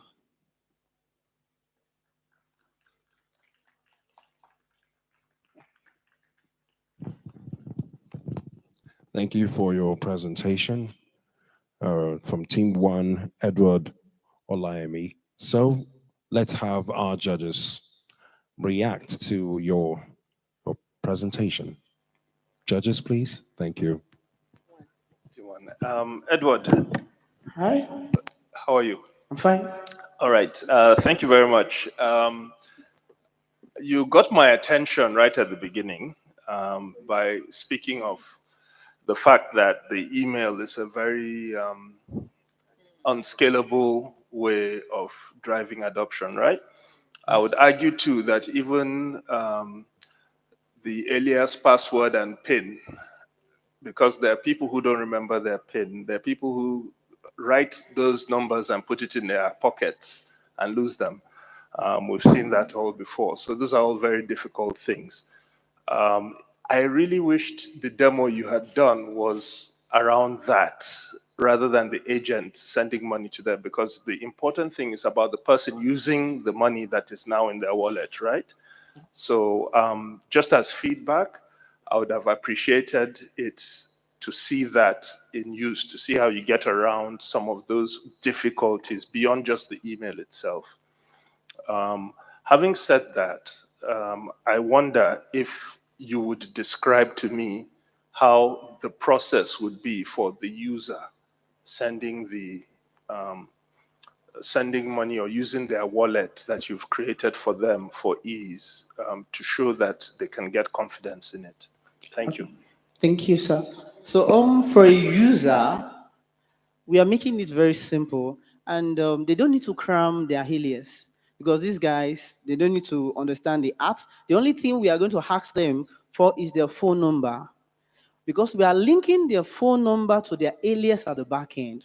So if they want to transfer, for instance, to Mr. B that has an eNaira account, the only thing still within the USSD code.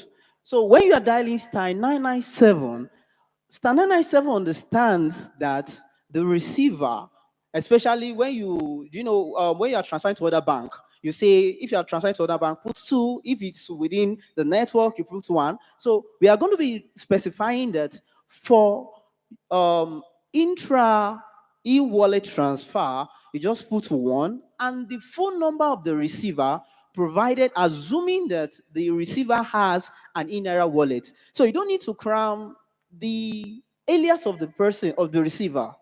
Just know that, just be sure that the receiver has an eNaira account attached to his phone. You dial star 997 star 1 star the amount and the phone number. That makes it seamless. Now, in the part of PIN, I think we might not be able to go past that because it's a issue of security. Because if the PIN is not there, somebody else can pick another person's phone and say transfer. So we still want to maintain the security and the integrity of the platform. So a PIN from the user part, the PIN will always be needed to authenticate the transaction. But if you are doing a self-transaction, probably you want to do a top-up, a PIN is not required because it's going to be a credit or probably a transaction to yourself. Thank you. Yeah, so are you a super agent or you're going to create another ecosystem of agents?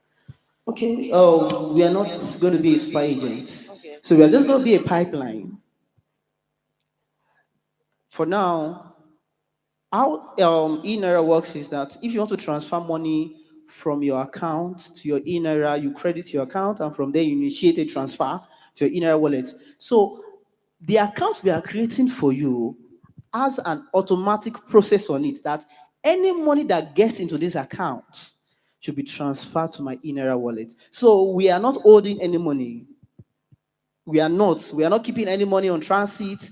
The only person keeping the money for us is the bank we are partnering with. That the bank owes the money, and the bank understands that as soon as this value gets in, transfer this value to eNaira. Thank you. All right. So, how about the online judges? Have we had your comments? It would be good to hear you out. Online judges. Yes. Yes, please. Yes, please. It's very commendable. It meets the yardstick I used to measure for expansion or deepening the opportunities with the unbanked. So for me, it's brilliant and very commendable. Thank you. Okay, brilliant. Will that be all from the judges? All right, thank you very much. A round of applause for the team lead for Team 1, Edward Olayemi. The next presentation will be executed by the team lead for Team 17 registered. And to take us through your presentation within a time frame of 8 minutes is no other than Usman Bello Abdullahi. Please come through and make your presentation in 8 minutes. Thank you. Let's appreciate him, please. Thank you.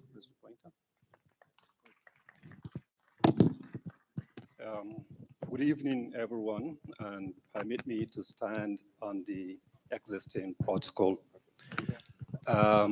Today, we have a project that we want to present that is best described in terms of acceptability.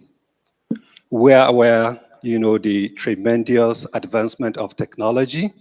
So it's no more about technology, is what can you do with the technology? The eNaira is there. What are the various ways that we can adopt it to make it functional, to make it much more economical, and to make it much more marketable? And in the course of this, we decided, to form a team of 3 and came up with a solution towards how SMEs can use eNaira to facilitate their various businesses. And then we coined the project as eWazobia. eWazobia is interfacing payment platform for universities and for universities. University ecosystem and SMEs are very, very important points that can drive businesses. One of the problem statements I'm going to talk about now is that in spite of this technology, there are so many services offered by startups and then SMEs in Nigerian universities that conduct their activities in a traditional and informal way.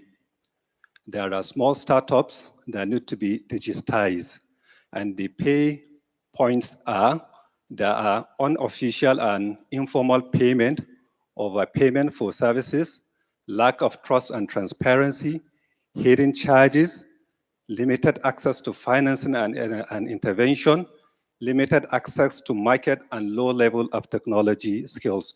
And what we have on the ground are the high demand for cash payment, high cost transactional platforms, bank transfer, POS, mobile money. Coming from a university background, I know there are instances where a student will go, maybe to a restaurant to eat, but because of, lack of change, he may have to leave the change to to the restaurant owner.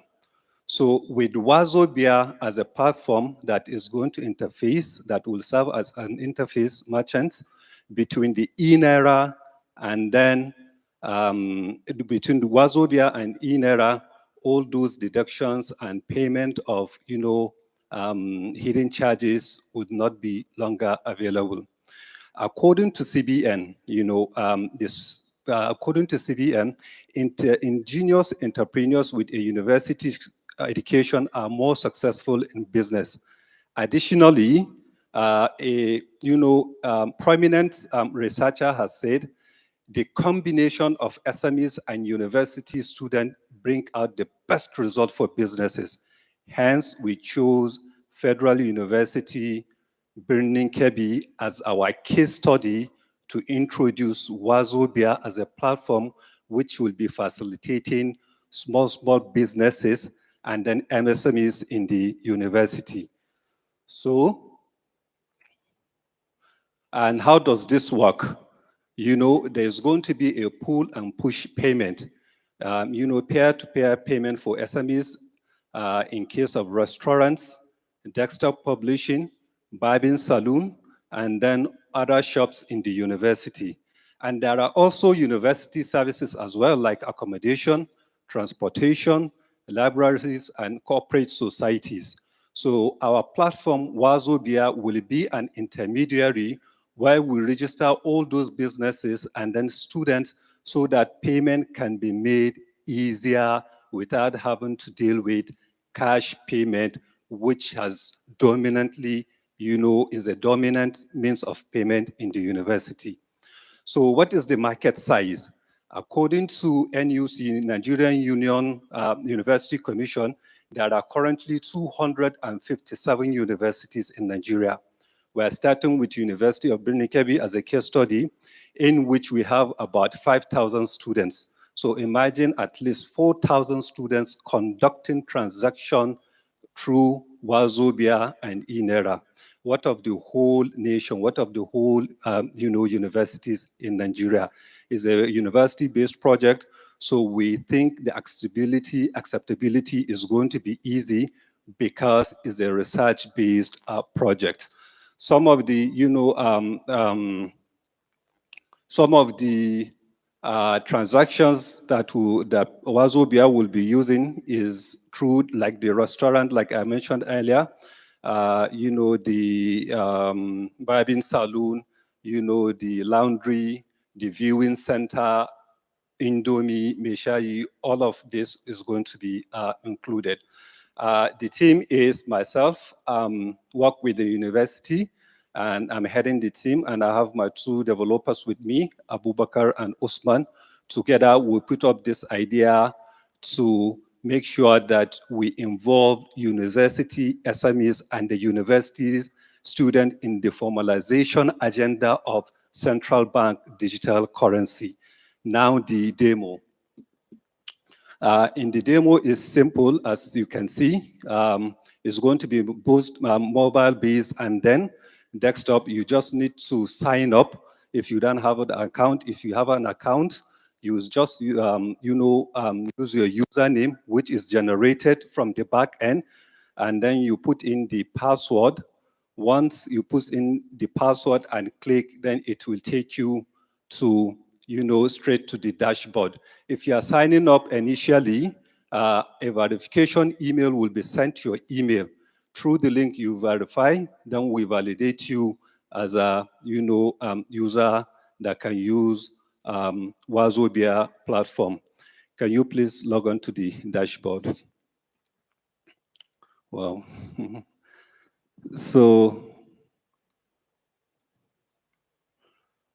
it's Shinka if you want. Basically, what the platform does, it allows, small scale and startups to accept CBT payments. Once you scan the barcode automatically, and money will be deducted from your e-wallet, from your e-Nigerian wallet. As you can see, this is the platform. It has welcomed you.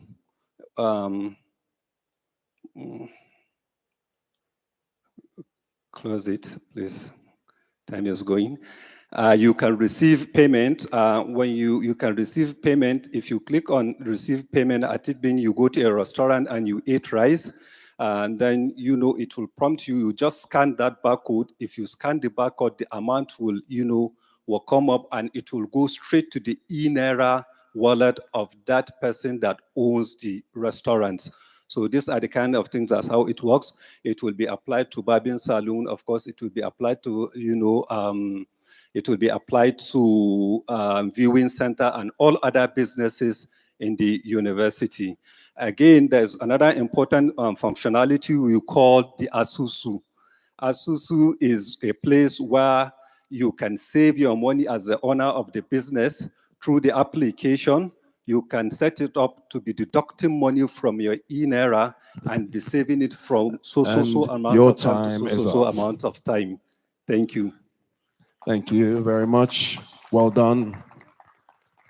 Usman Bello Abdullahi, representing Team 17, registered. We'll now take questions first from our online judges. Gentlemen, the cyber turf is yours. Okay, thank you, Usman, for your presentation. Yes. I would ask a question based on your choice of the demographic you're focusing on. Is this a captive market or is it a step in? And if it's a step in, considering your supposed knowledge of that gone off.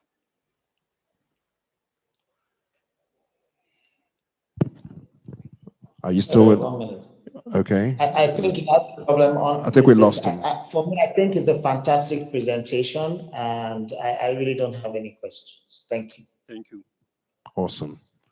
Yes, please, from our judges right here with us. Okay, so this Asusu that you couldn't finish talking about, are you envisaging creating multiple wallets, multiple eNaira wallets for the person? So the person would have a parent eNaira wallet and then an Asusu wallet, or how is it supposed to work? No, Asusu wallet is inside the Wazobia. It's a functionality in Wazobia that owner of a small scale business, can set up to be deducting money that he is earning from his main in Nigeria eNaira wallet, so that it will be safe. Assuming I can set it up, there was no time I could have shown it. I can set it up maybe for the whole of August. I want 500 Naira to be deducted from my e-Nigerian wallet to that of the Wazobia. So it will be there, it will be kept as savings. Anytime the owner wants to use it, he has access to it. It's like a means of saving instead of having to see the whole money in your account and think maybe I can use this money for so and so thing. It's a means of saving your money. Asusu in English is like a means of saving money inside a particular place that you have access to, and it is your own. No, I understand. So by regulation, okay, would you be allowed to hold people's money? That's why I was asking whether the money will still be on the eNaira ledger. Yeah. While you just show the balance, but the actual money is not sitting with Wazobia. But if Yeah, it is, then you will require a license to hold people's money, right? Okay, the actual money is Wazobia. The actual money, is with eNaira. Okay. Yeah, it's with Okay, eNaira. Wazobia is just a facilitating, it's an intermediary between the eNaira and eWazobia. He's also a developer where we work together. As regard to the savings, we are actually not using another different token. It's an eNaira, in blockchain, and which I believe eNaira is being developed on a particular blockchain. We have this mechanism where you lock your eNaira for a particular purpose. We do it in crypto market. We call it staking. So you stake your money for a particular period of time, after which your money will be automatically released to your wallet. Then using that, you go and do whatever you want to do with it. Thank you. Okay, so for me, it's a direct question, really. This closed loop payments that you have described right now can very much work on the plain vanilla eNaira. So my question is, what's the incentive for me as a student to download the eWazobia? I mean, you've given me an incentive as a merchant by adding this Asusu. So what's the value that you have added to this that will make me as a student download the eWazobia and then use this as a means of payment instead of the normal eNaira? Okay, like what we said earlier, there are deductions, and then as a student, there are times you do make overpayments. Maybe you are in a rush, you have an examination, you ate a plate of pounded yam, and the money is 400 Naira, but you have 500 Naira, and Madam Sarah said, I no get change. So you have to, sacrifice that 100 Naira. So one of the benefits to students is that through Wazobia, you can make direct actual amount without having to reduce any change for anybody. And we do, of course, there's also bank transfer, where it's normal today, even in the restaurant, you can do a bank transfer, but there are charges for that. If you're using eWazobia and eNaira, integration is going to be at zero cost. Do you have any addition? Yeah, but I can still use the eNaira as a student Yeah. to pay the merchants without needing to download Iwazobia. Thank So you very what you need to you need to convince me as a student to use Iwazobia. Thank you, sir. The main reason it's the platform why we want to use university as a case study is because students have direct access to interact with these SMEs within the university. We are not bringing something new. We are just using the same eNaira wallet. That means the same eNaira will generate, maybe the student will generate an account as a personal account. What we are trying to bring out here is we need to put eNaira in action. And to do that, the best place to start is the university environment. Because there is trust between the students and these small SMEs within. And also it gives actual opportunity for these SMEs, these small business owners to also learn to use this e-wallet and put it in action. So we are not bringing something new. The SMEs will also create an account and have an e-wallet as a merchant. That's e-wallet merchant. When you are registering on board on our platform, you put that your e-wallet in. So it's stuck there, it's there. Anytime a student wants to make a payment, he use his e-wallet to scan your generated code. And the generated code, if any payment is made, the money is using those API that are transferred directly to your merchant's e-wallet. What we are saying, we are creating a platform for the e-wallet, both the personal e-wallet and the merchant e-wallet to be in use within the university environment. Yeah. Student don't need any Wazobia wallet. Wazobia wallet is meant for the merchant to collect payment, thereby allowing them to customize their products in a very organized manner.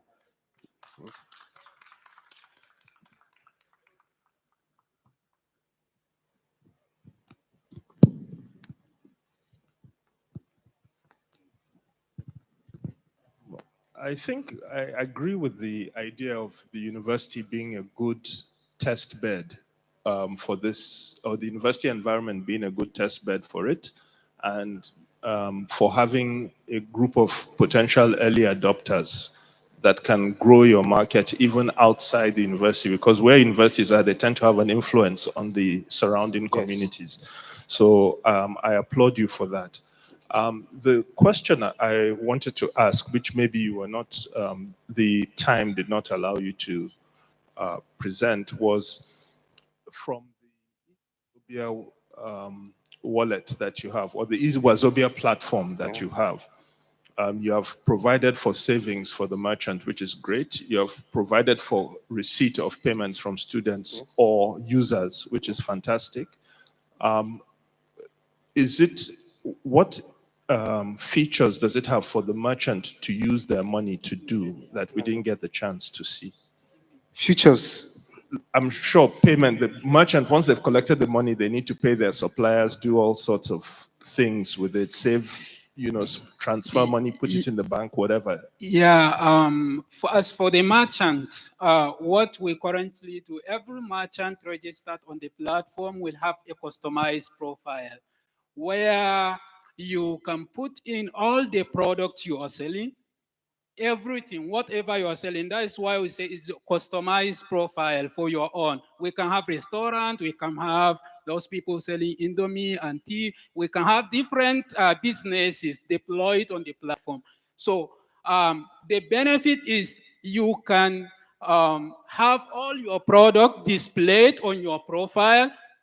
So if anybody goes to the platform, can be able to see whatever you are selling, one. And you can incorporate all the menus of your business in one single QR code, where if somebody comes, he will just scan the QR code and see all the product you are selling, and he can choose whatever he wants to buy. Put everything together, and a receipt will be generated for him together with the QR code for his payment. Then using his eNaira wallet, scan the QR code, sign the payment. And I believe that is the major function of eNaira wallet, for the user to be able to sign transactions using their private keys, which is hidden for them because of technical. To add to his question, so if I, as a merchant, apart from staking, Yeah. Part of my eNaira. Yeah. What do I do with the balance? That's the question, really.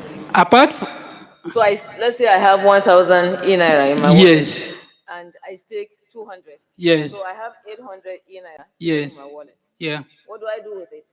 So, whatever, sometimes you might need to go and buy for other products outside, maybe the ingredient you use for your business. You can be able to send it right from the eWazobia wallet to your bank, which I believe banks will be accepting it. So you will be able to convert it to cash. Yeah, you are right. You can convert it to cash, but that's not the idea. So what he is suggesting to you is to look further. Those suppliers for the ingredients, let's say for the restaurant woman, Yes. she should be able to pay with that eNaira without having to convert to cash. Yeah, So you need to okay, look at yeah, that. That's why thank he's you. suggesting to you. Yes, thank you. Thanks a lot. We'll think over that. It has not come to our mind, but definitely we'll do that. Thanks a lot. Thank you very much. We appreciate your presentation. The gentleman from Team 10, Adamu Wadil Ahmed, being the lead presenter, and of course the formidable backup he got from his friends and teammates, Abubakar Shinkafi and Abubakar Mohammed. Thanks for your presentations once again. We are gradually coasting home. 3 more presentations, and it will be a wrap. And then it will be anticipatory celebration songs ringing through this arena. The next presentation will be delivered by yet another team. This will be from the team lead.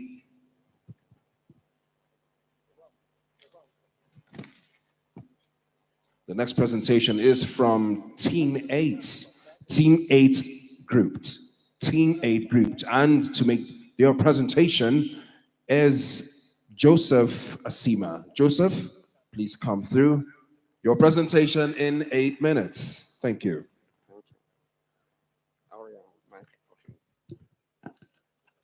Good evening, panels of judges and ladies and gentlemen. Please permit me to stand on the existing protocols.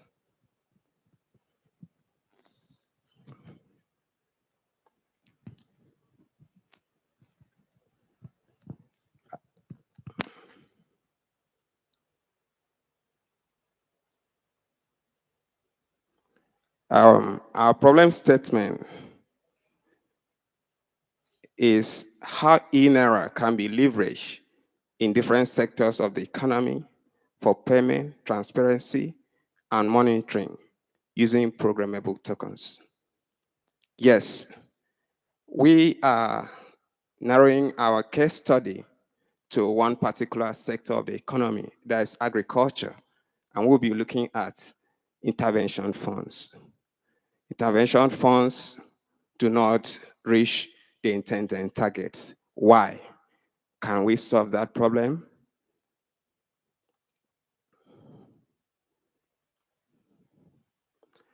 From research and statistics gathered, we have seen that there is an issue when it comes to disbursement and implementation of intervention funds.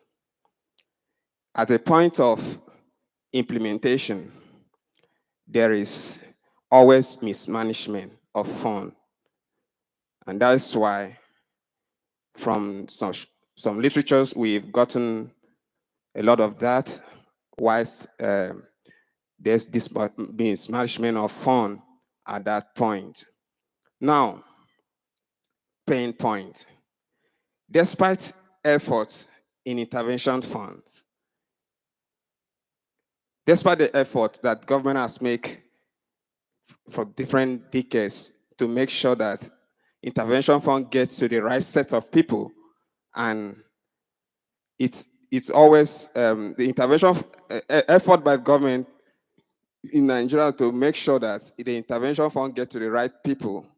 We discover that a lot of people, a lot of Nigerians still live in poverty because the intention of government is to liberate poverty, and mostly they use this scheme to reach out to the larger society. Now, our market need. The country desperately needs a system of payment where intervention funds reach the target beneficiaries.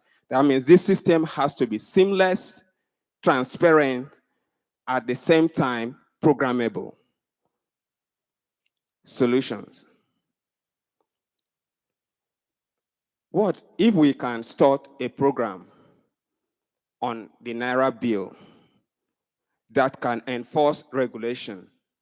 At the same time, that bill is regulated on how it is spent.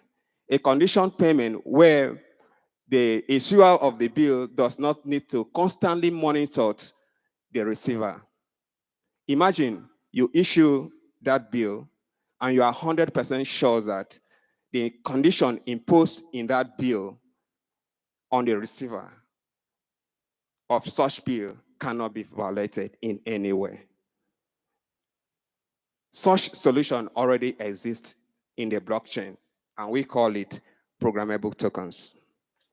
But with the introduction of the eNaira, we are almost moving closer to achieving within the Nigerian payment system a centralized system that can regulate all this process. Where we present to you a prototype of implementation of an Android app that leverage on the eNaira to enable users of such app link their eNaira wallet to issue and receive programmable tokens. Now, these tokenized assets exchanged in the app possesses the same value, purchasing value as the eNaira. What we are seeing that the tokenized assets exchanged in the app possess the same purchasing value as the eNaira.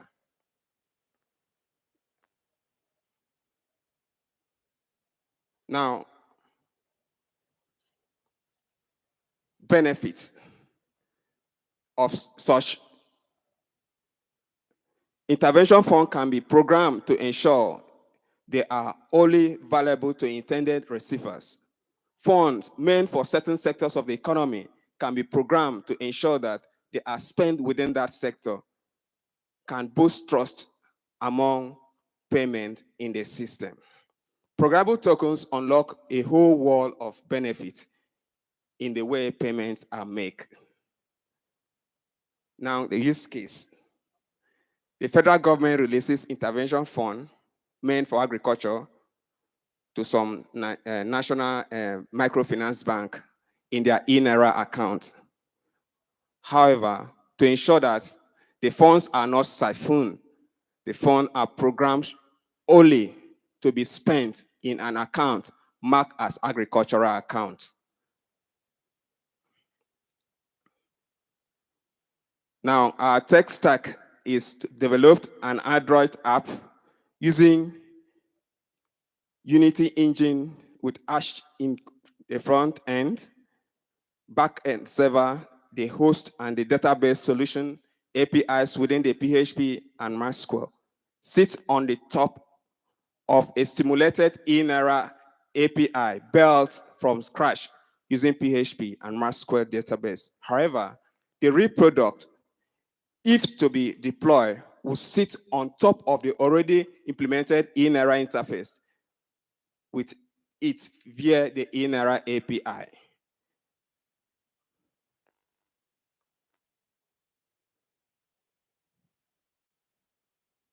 I will call on Mr. Mustafa to demonstrate the practical aspect of it. Sorry, unfortunately, there's not much time, but I'll do the best I can. So this is the app we created. I heard when you started, you said meant for agriculture. It's not just meant for agriculture. It's actually meant for, like the presentation showed, is to program an error bill, and you pay to somebody, and you make sure you are assured that that bill, he cannot spend it by violating the code you've implemented. So I'll just log in. FGN.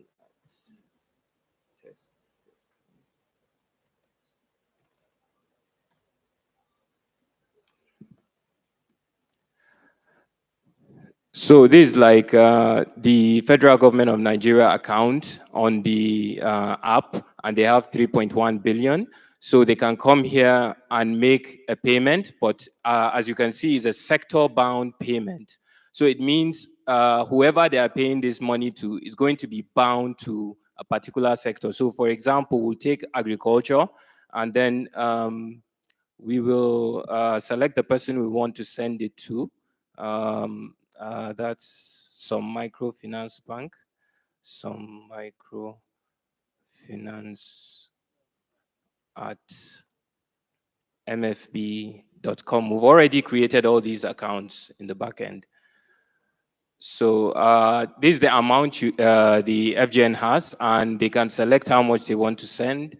We'll just select any amount, and it has been sent. Now I'll just log into the microfinance bank account and show you how they are limited to only be able to pay to only use that payment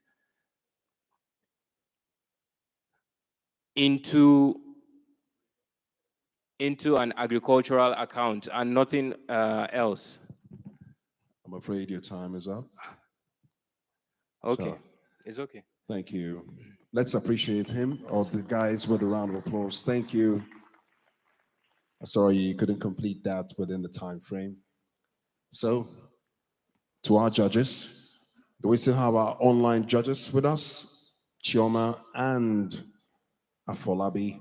Gentlemen, are you still with us, please? Yes, we are. All right. We are here with you, no problem. All right, then. Let's have your questions and comments. Thank you. Chairman, you go first. Okay.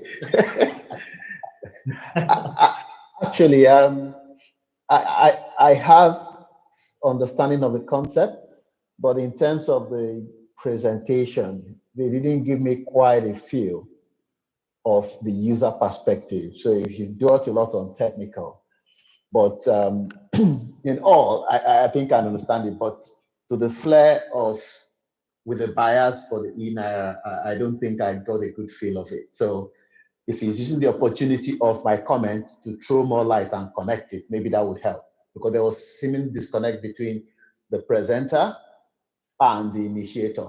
When I mean the presenter, the person that handled the practical view session, because he said he was using agriculture as a role case model, but it looked like it's much more than just described for agriculture, rather almost similar to what somebody presented earlier. Let me not do too much analysis on it. That's my comment, really.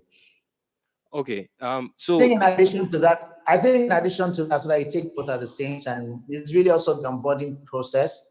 There's a bit of disconnect. I mean, just to buttress Shoma's points as well. So maybe if you throw more light on the value for eNaira, maybe to really help us. Okay. I'm trying to really see, the eNaira value here, which is the essence why we're here. Thank you. Okay, so the whole essence of the app is that there's nothing new. It's the same eNaira, but we're saying you can actually make this payment of this same eNaira, but while you're making that payment, you are imprinting a program inside that bill you are giving out.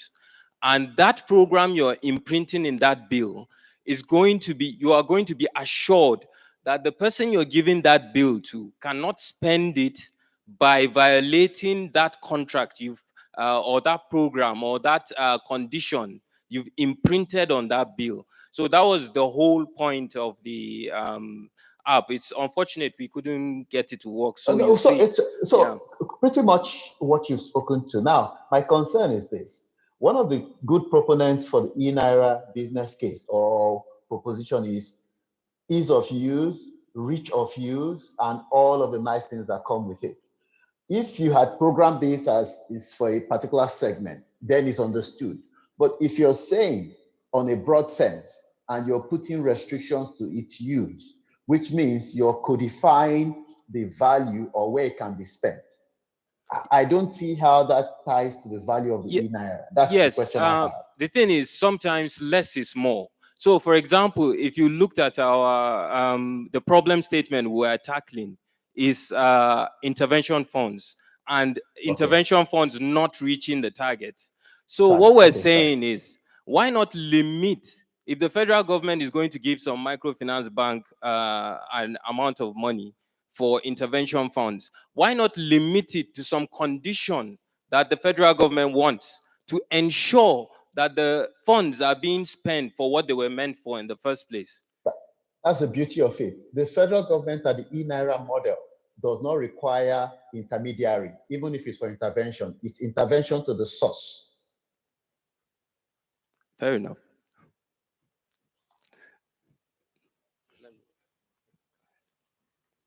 Let me add to that. Now, let's look at when the fund is released from the source. Now, we are looking at that fund, the beneficiary should use it for the intended purpose. Now, for example, if it was the fund was meant to get to the farmer, now the farmer needs to access implements. Also, he needs education to upscale his farm produce, and also he needs health insurance. So our application there gives that procedures. Now, once it is integrated into the eNaira platform, it will enable to checkmate the excesses, the lapses that aid for receivers of this intervention fund not to use it for the intended purpose. So that's why we're looking at that aspect. And this can be tied to other areas too. So I see two use cases which you have attempted to tackle one. Your own particular use case will apply to where they are paying cash out. So in that case, you can guarantee that the money reaches the end user. That's one side. If you use eNaira and program it, you can be able to do that. The second side, which he is trying to explain now, is making sure where you pay the beneficiary, he actually spends it on what he's meant to spend it. And I'll come back to the same example I gave earlier. If you're a poultry farmer, you want to make sure you buy the feeds, you buy the chicks and all that. So you can program the eNaira such that they only spend it on those things. That's what you have not been able to demonstrate. Do you have it in your app? Yeah. Oh, I see. Okay, so that just brings to the other complication. Forgive me for saying. Will your app work in 2G environments? Yes. Yes. As long as there's... you're absolutely sure about that? Once there's internet connection, you can use it. Sorry? And a smartphone. Yes. And for a farmer,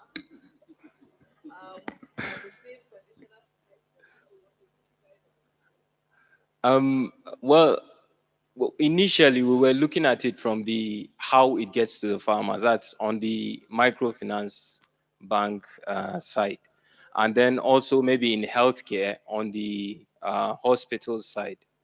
That was what we looked at.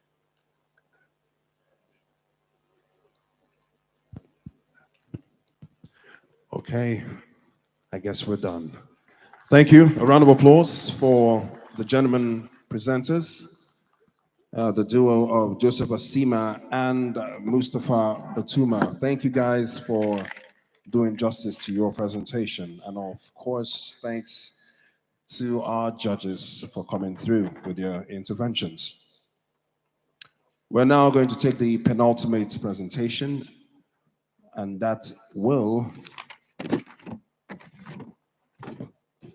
be delivered on behalf of Team 24 Grouped. The presenter for Team 24 Grouped will be, just a minute, please.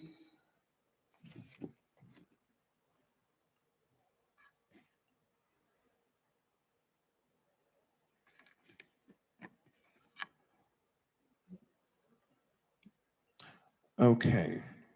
Okay, the penultimate presentation is actually for Team 24 registered. Registered, please. My apologies for the mix-up. And to take us through their presentation within a time frame of 8 minutes. I have the pleasure of inviting Olushola Olanikbeku. A round of applause for him, please, as he comes through. Thank you.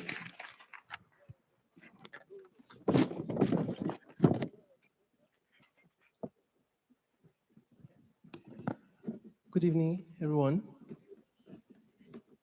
My name is Olushola, as mentioned. My slide is not up yet. All right, thank you.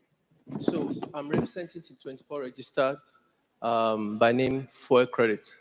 We are a existing digital payment platform and buy now, pay later platform.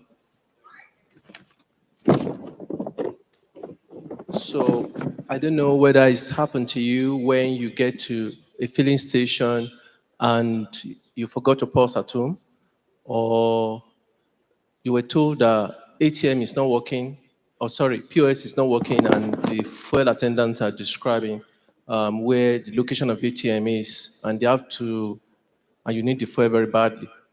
So these solutions, these pinpoints were things that we tried to solve. We started this, it's already validated, we've done proof of concept. As a matter of fact, a few weeks ago, we've done the beta testing. We're already onboarding people in the city of Lagos. So looking at eNaira, we see a lot of collaboration because we want to be there to be part of innovation. So we know what the pain points are, and the point raised are already belated, going by what the Honorable Minister said in the morning, so I won't waste time here. So what's our solution? We want every Nigerian from an existing platform to be able to buy fuel with eNaira across the active 15,000 filling stations per Nigeria, right? So the filling station just become the merchants. They become, they get onboarded. What's unique about us? So we're not an idea. We're already there live. We've bootstrapped. We've done friends and family raise of more than 43,000 USD. And we're still ongoing with our team participating in different accelerators program as I speak. Our strategic partnerships are rich, and I'm going to show you this. Yeah, our server is sitting on AWS with Google Cloud of more than 3,000 USD. Flutterwave, Paystack, Indicina Periculum is the obvious, so we don't need to waste time on that. And so we're switching through these guys. And why is collaborating with eNaira or CBN very strategic to us right now? Because we need to bring costs down. Because what we're doing is social enterprise. The product will be dead on arrival if the cost is too bogus or expensive. So what is unique about us, finally? We can onboard you in 3 minutes. www.myfuelcredit.com. Everybody, you can sign up, and in 3 minutes, you are there, live. Our body process is simple, we're easy to use. So issue of collaboration can be easy with eNaira team. There are two ways there. So there are two flips. It's either an eNaira account holder get registered on a platform and he can fund with the eNaira option. Right now, we pay with card. Of course, discussion is ongoing to integrate with banks. There are a couple of banks that we are having discussion with. When you are registered, you visit station, device is there. The guy takes your details. I'm going to show you the demo right now. And voila, you are debited and purchase is made. What is unique about this size? It's massive. 16 billion liters, generating of 2.6 trillion. This data is 2 years ago. So with us, eNaira can do close to 1 million transactions per day. So you can see, and that is 10% of the potential of what we're talking about. We've done a study. Nigerians are already moving away from cash, and we're looking at 70% of transactions in a typical filling station as of today is via POS. So it's just to give Nigerians other flavor, other vanilla. This is the team, and Finn, let's go to the demo. So this afternoon, what I want to take us through is okay, please sign on. We will fund wallet. We'll be good, don't worry. We'll fund our wallet and you see your dashboard, you see your wallet and you see your wallet balance, and we'll see the merchant that will debit the platform, and your wallet balance will change. Just for you to demo, we're already live in Lagos. It's just for you to say, okay, let's fund wallet so that everybody can see, okay, fund with eNaira, put 5 Naira because we're interacting with live API. We need to manage fund. Move. So fund wallet, go check the balance. This balance, your balance will change. Yes. So then we can switch. The merchant can debit you, and that's just a demo. And that's what we promised. So it's a lifestyle issue. We're giving Nigerians dashboard. You successfully fund your wallet. We're giving Nigerian dashboard. And we see that a lot of issues will get adjusted via analytics. So by the time you see what you have spent typically on a month, in a particular month, so you can adjust. So if you see that your fuel level is going to 50,000, 60,000, then you can adjust. So the issue we're addressing, of course, Less I than promise, 2 minutes, confidence. please. I know, I'm aware, and we're going to make it. So attendant is debiting, though it's emailer, but in live transaction, it's actually your phone number and with PIN. So 10 Naira, this attendant wants to attend to a typical user. Yeah, debited. And merchants is credited. Thank you. I'll be glad to take your questions.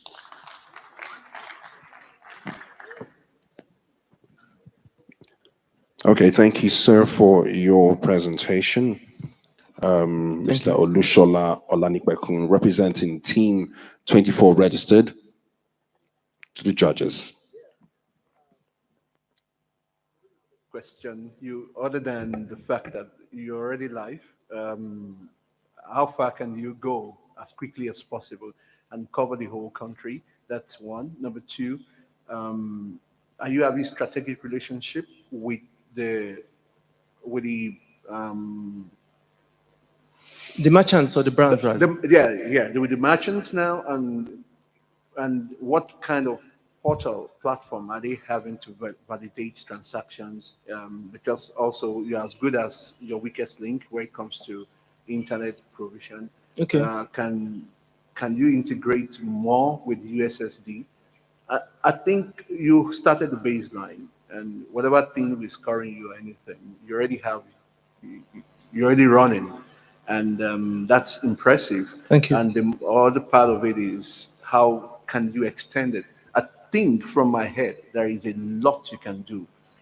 Having started, build the agile approach in deployment, be like the likes of the Uber, who are increasingly improving, extending the services. And then look at the sky is just a place to roam. Thank you. And beautiful one. Thank you. I just want to say something about your pitch. I was waiting to hear why you chose specifically fuel stations, and I think for all of us here who have gone to buy fuel, the POS option is not the best. It's slow relative to the needs of the petrol station. Sometimes they have just one machine among 4 or 5 pumps. Sometimes, there's no network, and so on and so forth. They're all variety of things. I believe that the selling point of this would be if the eNaira could make this process faster, because you can imagine even when we are in the queues, if one POS payment after another, it reduces the throughput of vehicles going through that station.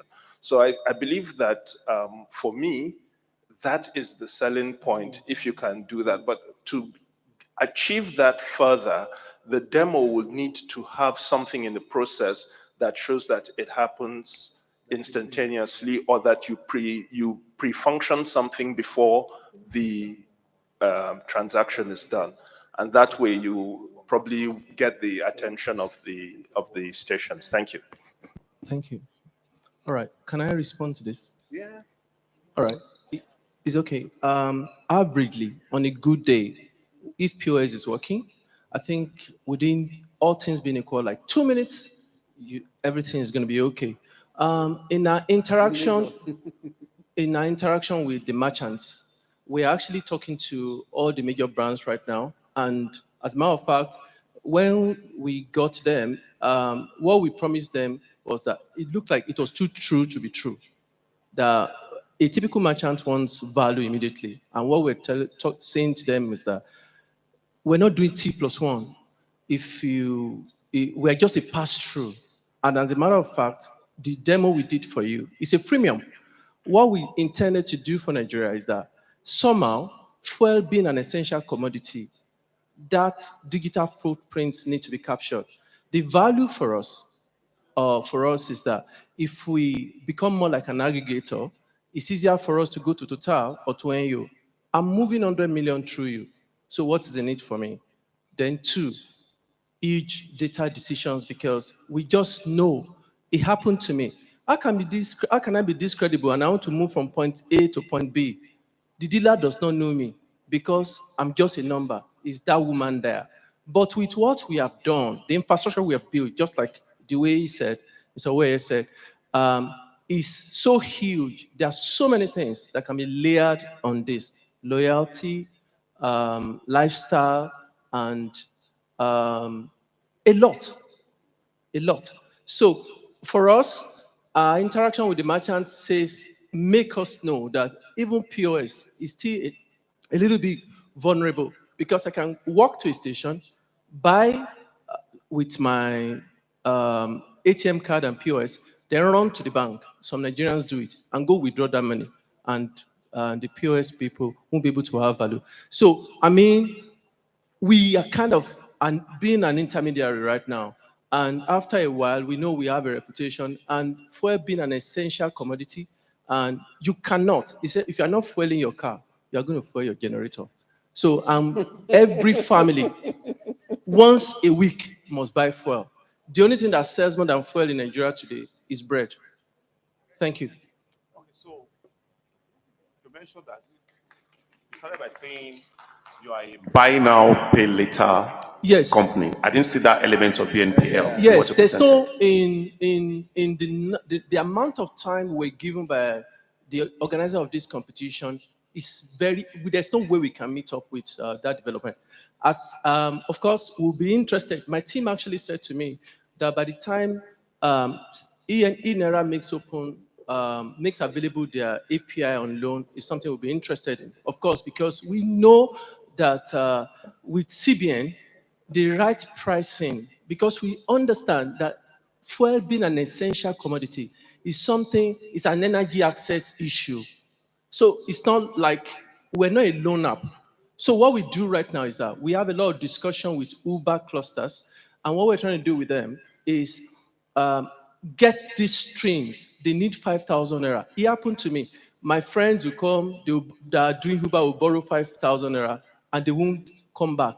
That is how we got the idea of fuel credit. That's where the name came from. Yeah. But we realized that in Nigeria, there are people who don't borrow for religious reasons, for their faith. That's one. Then my study also showed that there are people with temperament that they are not just cool with borrowing. 5,000 naira, they lose their sleep. So my team came together. That we thought we must crack this. What do? We can't survive and be waiting till the day people will come to borrow. So what do? So we have to create, this is more like a premium, a funnel to that leg. Thank you. Thank you. So we would have our online judges have their say. Thank you. Yes, thank you very much. Some part of the question from the first judge that spoke that he hasn't responded is, how does this solution deepen the engagement or the onboarding of a larger spectrum of the society. With what I've seen you put forward, yes, you're in Lagos, but there's 35 other states. Even beyond 35 other states, there are suburbs in Lagos, even within Lagos metropolis. Like the data some people have shared earlier, a lot of people do not have the right infrastructure to be able to utilize what you're putting forward. So are you positioning this as a premium service, or as you've tried to put forward that fuel is a necessary or an essential commodity? How do you accommodate more usage? Okay. Specific question, please. All right. Thank you very much. As I'm speaking with you right now, we started out by focusing on Uber drivers, first of all. Uber drivers in Lagos, about 15,000 across platforms. And in Nigeria, this cluster is more than 300,000. All right. So being a startup, we have to start from somewhere. Of course, there are issues. Our association or attempting to collaborate with CBN or eNaira right now is going to impact on the ease of, Nigeria. The first thing we do is to rebuff, but there are collaborations that make adoption, whether from merchant perspective or from other perspective, easier. All right. So we want to be everywhere. In fact, we want to go beyond Nigeria. We want to be in. Can I draw more specific? See, all right. We're here today because of Central Bank and the eNaira. Yes. Which means all of our presentation, no matter how innovative or beautiful or brilliant it is, there must be a bias to eNaira. Yes, please. And what I'm just trying to get out of you is beautiful product. It makes a lot of sense. We're just asking to know, how do you plan to use it? Okay. In line with what eNaira is promoting? All right. Thank you very much. My answer to you as of today is this. In December, I think between October and December, CBN did a lot of buzz on everybody downloads eNaira. And I called my team. I said, I want to be part of innovation. Can you think about it that eNaira will be used as of December? God be my witness that eNaira could be used to buy fuel in Nigeria. So, Hackathon coming up is a no-brainer. We knew what we wanted to do straight on, and we just plugged in. So we want to be in Nigeria, of course, with the downstream brands that we're associating with, the Mobile, the Total, the NU, and Eden, and all of them. Their network cut across Nigeria. So by the time we sign all this bumper deal, it's a no-brainer.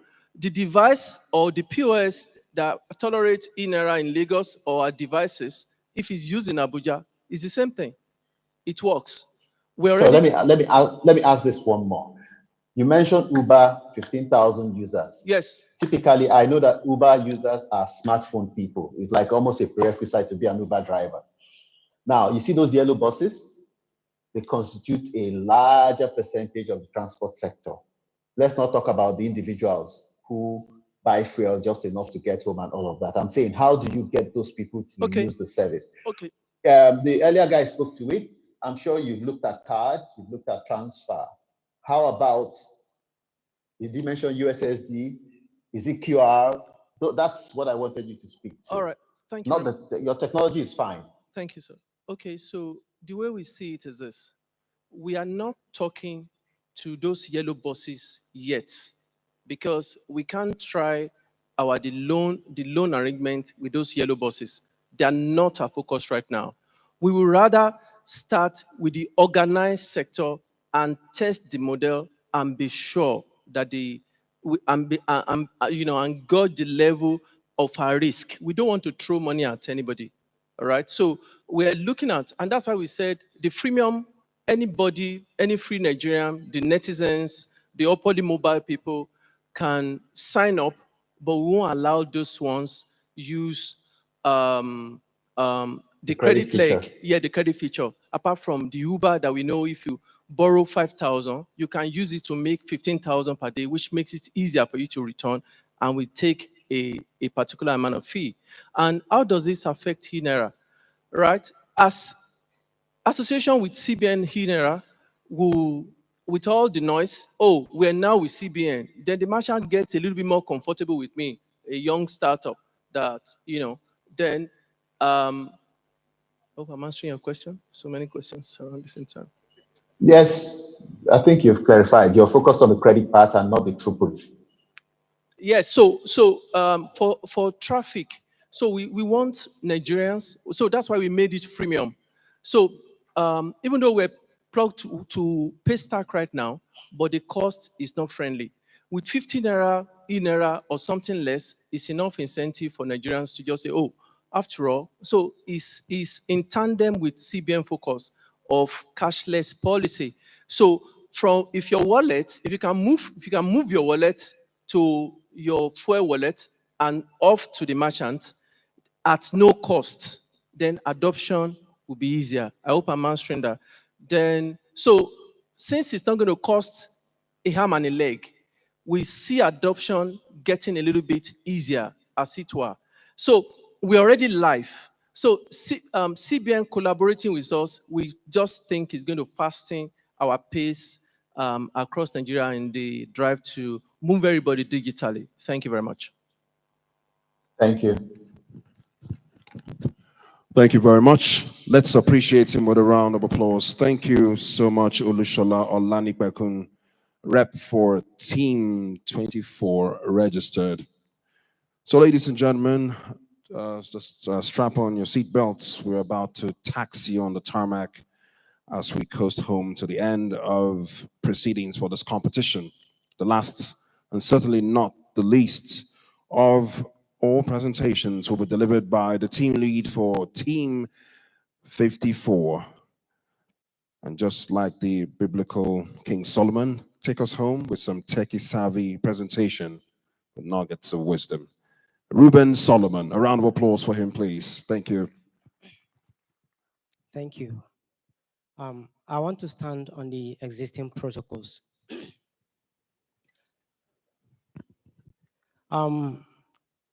In Nigeria today, we have a population of adults of about 110 million. And in this population of adults, these are people that are actually 18 and above. Now, we have about 38 million who are completely unbanked. Now, this same set of people constitute the informal economy, and that really affects the general economy of the country in such a way that this set of people don't, necessarily contribute in the taxing system. So the weight is now laying down on the formal economy. Now, my effort today is to bring a technology that will aid in bringing these unbanked individuals to the banking system or the economic system in such a way that all what they do can also be tracked by the federal government and the CBN in general. My slide, please.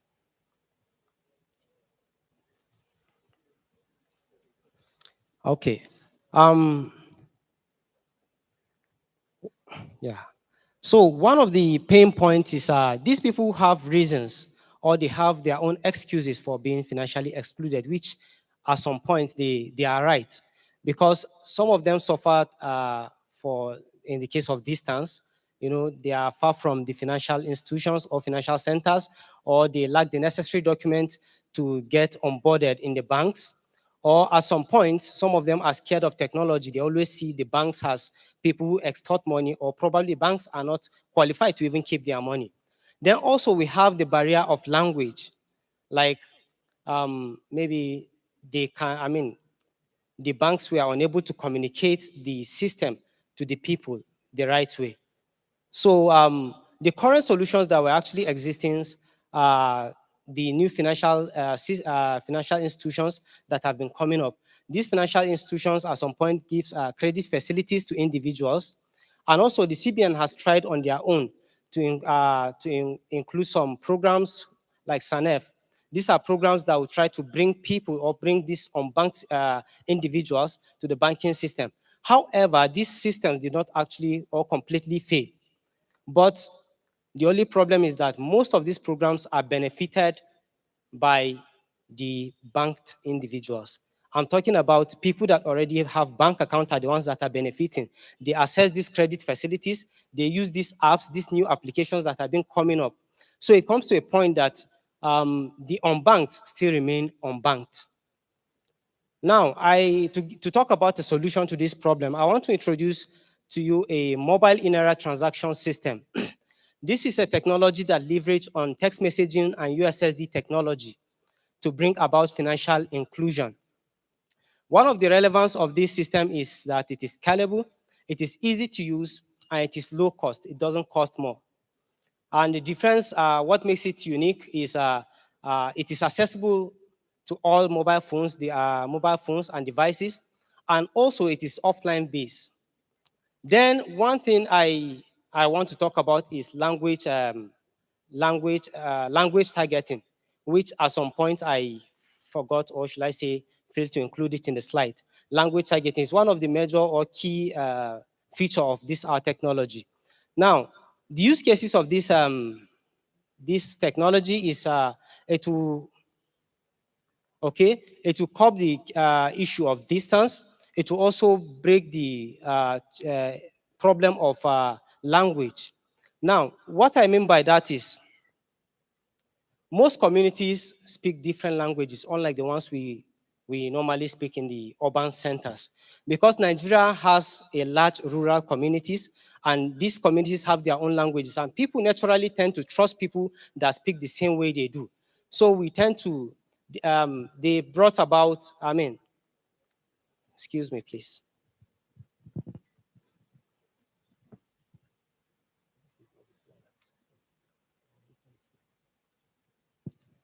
Pardon me. Actually, there is a little update I did to the slide which did not really reflect. But however, let's continue. Come on. Open the slide. I'll just go ahead and display the solution where I will explain how it works. And yeah, you can go ahead. Now, this is a USSD application that we've created.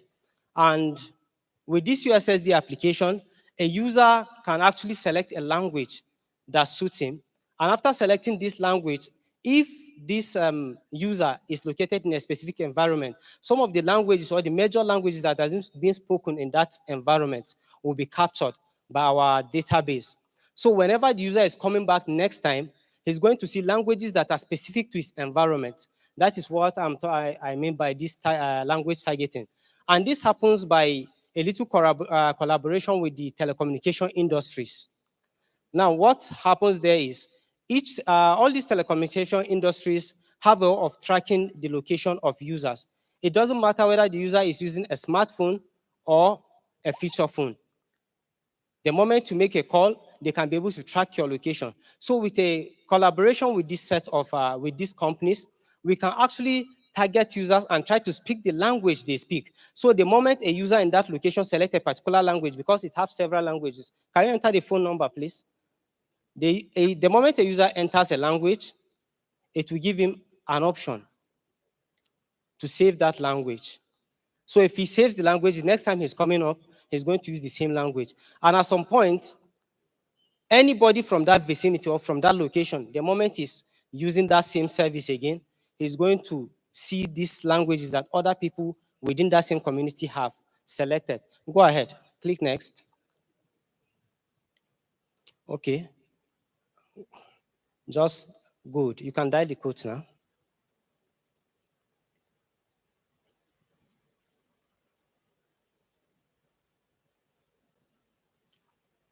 Okay.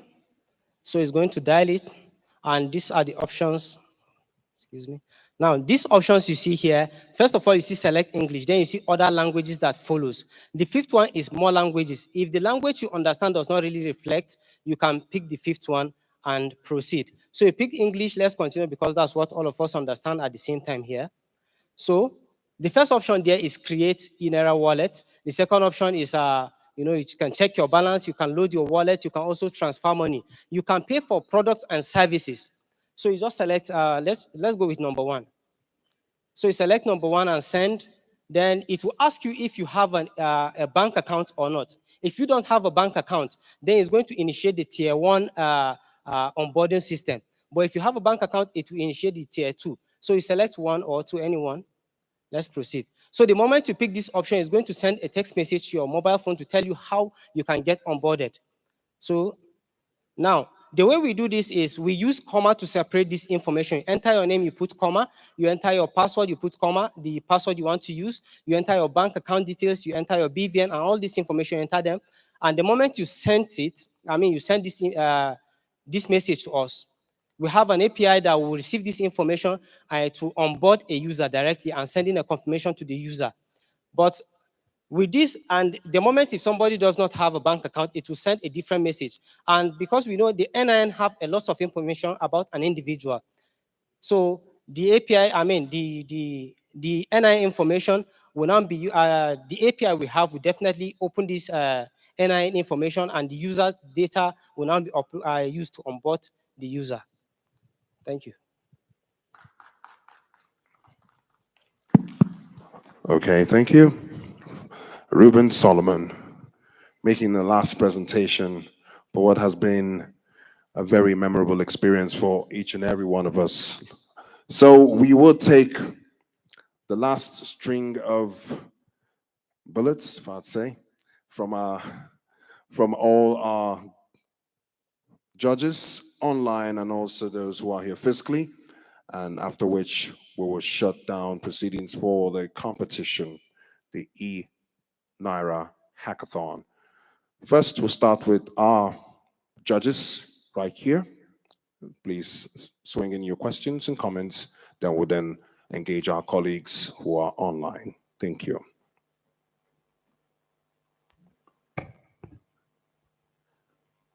Mr. Ruben Solomon, very good concept, being on offline initiative. Thank you, sir. Yeah, but I think the dynamics of having to put name and a number and comma, it's just a bit cumbersome and may not be very user friendly. You may need to send the name, then the network interacts and say, put the next information. So it's user friendlier. That's just a comment. Otherwise, being offline helps you to target the underserved and internet penetrated and less internet penetrated environment. So Thank you, sir. I'm sure you should be. Thank you. Actually, we've considered that option, but we also look at the cost implication, what it will cost the company as well as the user itself. So who pays for the interaction? So we thought a single text message can cover the whole gap in between these ideas. Bulk SMS Yes, and sir. then use it to target. I think it's going to be maybe 2.16 kobo. Well, maybe that's not. It's not actually. Just to add on it, it's a question I wanted to ask, and I should have asked most of the earlier presenters. When we talk about the economics, for all the people who have a USSD model, I'm saying this with a particular hook at the CBN.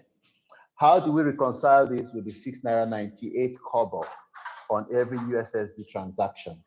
Because that has to be paid for by someone. It's either you build it into your commissions or you charge it directly to the user. So I'm sure that's what he was trying to deflect as a cost of multiple sessions. Yes, about that. This functionality actually will involve the ability for a user to be able to buy card, a recharge card, or pay for bills. Now, if you are partnering with these companies, actually there are little gains that even you as a vendor tend to gain. So for a start, if a user will use these services, the little gains that the company gains, that can be translated as what will be paid for his services. And with time when more people get onboarded or more people come into the system, when the whole system expand, then the gain increase and we tend to cover all these expenses too. So for your business model, you want to absorb the USSD cost for your customers, correct? Well, both, not really us, the customers. The more they use the services to recharge their phones, we get an incentive from the network providers. And others like pay bills, other bills like that, we get a little incentive. So from what they get, what we get can be translated or can be used to cover some of their expenses. No, let me ask this specifically to you, because I was coming in your defense, but you seem to have a different context. For every USSD session, the policy or the guideline source of today says there's a 6.98 kobo that is deducted for that service. Yes. How are you catering for it? Now, if for any reason someone use our app or our technology to buy a recharge card, for example, now probably we get it from let's say MTN, we get it maybe at the rate of 92 naira or maybe 90 naira or even 97. Now, out of this amount, let's say a user, we only deduct, let's say, about 7 naira, let's say, for the services he performs. So from these little transactions that a user make from loading his card and paying for other bills that we are somehow affiliated or we say we partner with in order to deliver these services, we can be able to cover some of these little expenses. Okay.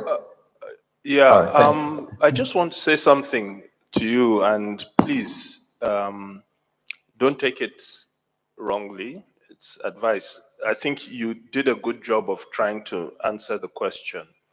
But it's not just you, to all the contestants. Let us not believe, we've been doing this, I think, over a decade, and we still haven't solved our USSD issues with regard to the cost of USSD relative to the value you get from it.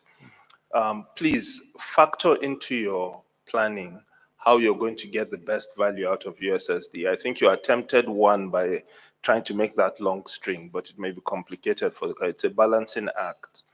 But the cost of USSD and the definition of what a session is when it comes to USSD still remains an unaddressed issue as far as I'm concerned. So just factor it into your planning so that you can deal with that going forward. Don't worry about answering any questions. It's a general concern. Thank you. Thank you, sir. Thank you.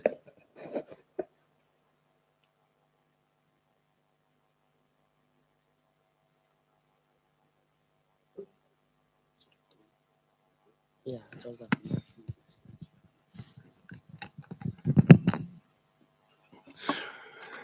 Thank you. Wow, what a day. The last presentation was delivered by Mr. Ruben Solomon for Team 54. And that brings us to the end of the sequence of 20 insightful, illuminating, inspiring, engaging, refreshing presentations by 20 distinct teams that have come forth to express their commitment to pursue, sustain, and also inspire effective usability of the eNaira, an initiative of the Central Bank of Nigeria. We will now give the judges time to do their final deliberations and come through with the final computations. Those in our back end office will do that for us, and then we'll have the results. Just for the sake of those who do not know, this is a competition, and there is a prize that is worth more than ice for our competitors. We have prizes for the top 10 from the winner all the way to the second and third position. Then we'll have also prize money for the fourth all the way to the 10th position, courtesy of the Central Bank of Nigeria. Please, let's appreciate the CBN with a round of applause.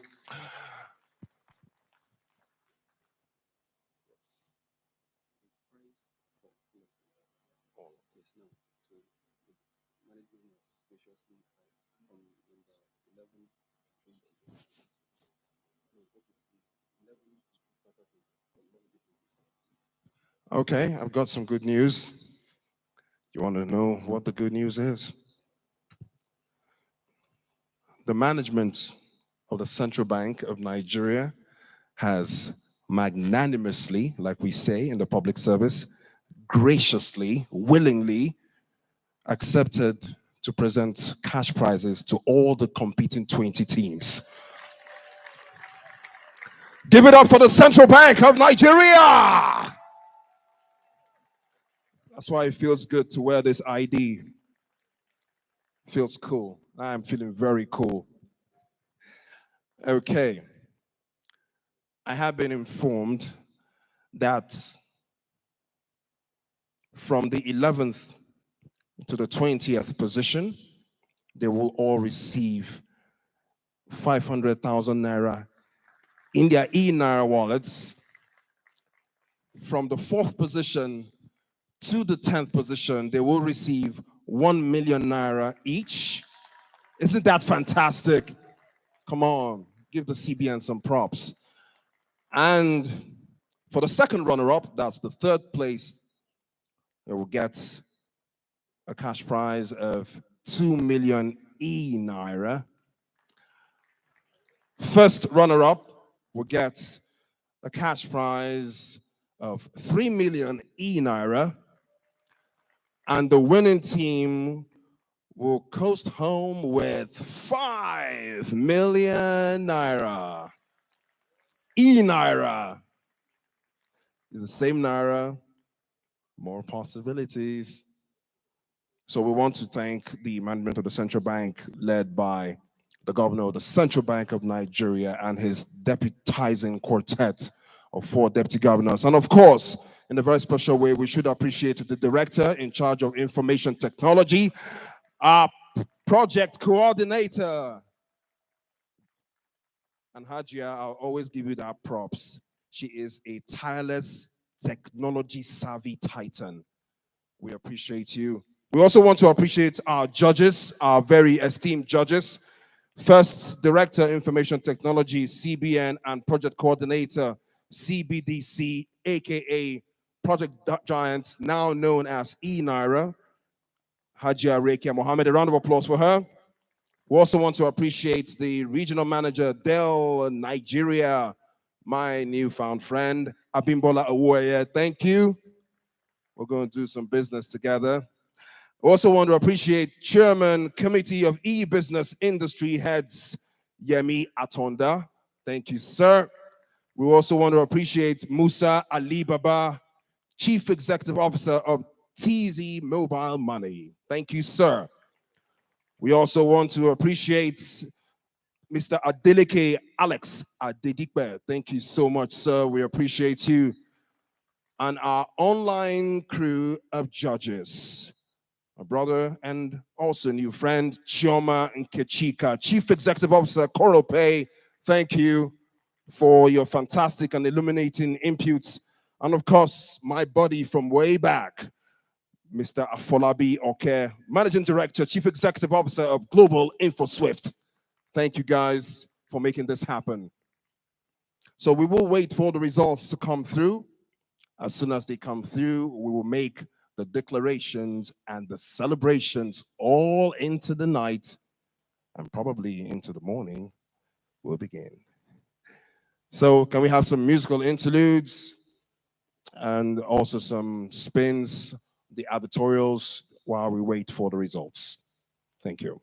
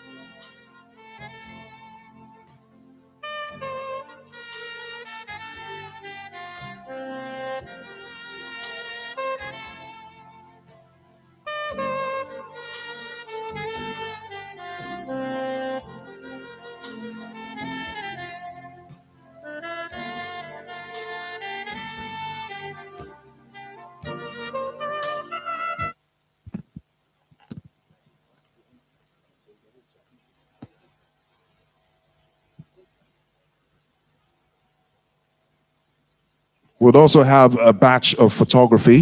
When we are done announcing the results for the consolatory prize winners, those who will be taking home the 500,000 naira, 500,000 eNaira, We would have them in a group photograph session, after which we would have those who will be taking home the 1 million eNaira.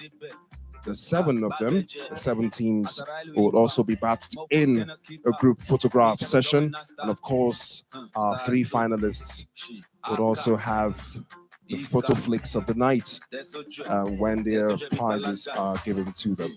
So we are waiting anxiously for the results of what has been an exciting and exacting experience.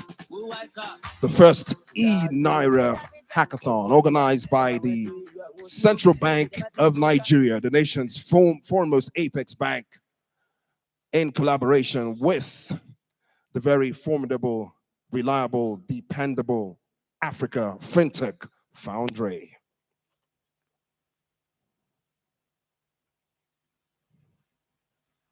Would you like us to have this competition next year? Would you like us to have this competition next year?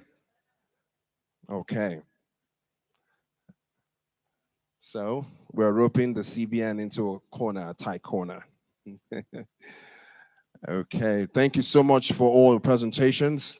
And just like the judges said, there is nothing that you have not showcased here that cannot be amplified and also utilized effectively to continually fine-tune the efficacy of this payment channel for our ecosystem as far as e-payments is concerned. So we appreciate all the work you've done, all the research. We really appreciate you all. Thank you so much. Also, we need to salute the presence and also the active participation of the group head of the Africa FinTech Foundry. He's been here all day long with his team. Let's appreciate Mr. Daniel Awe. Thank you, Danny. So good to have you do the fantastic work you do with your very dynamic team. Thank you so much.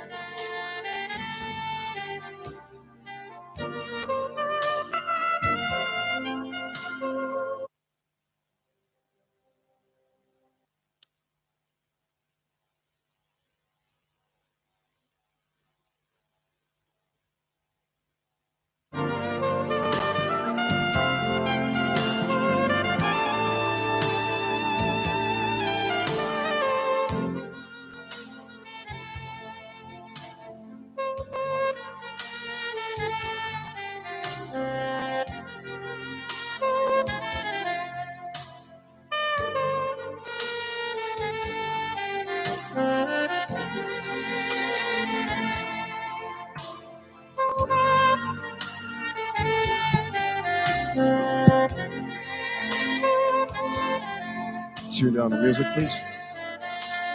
Distinguished guests, ladies and gentlemen, as an expression of top management's commitment to the cause of developing the entrepreneurial skills and also the innovative efforts of the young people who are passionate about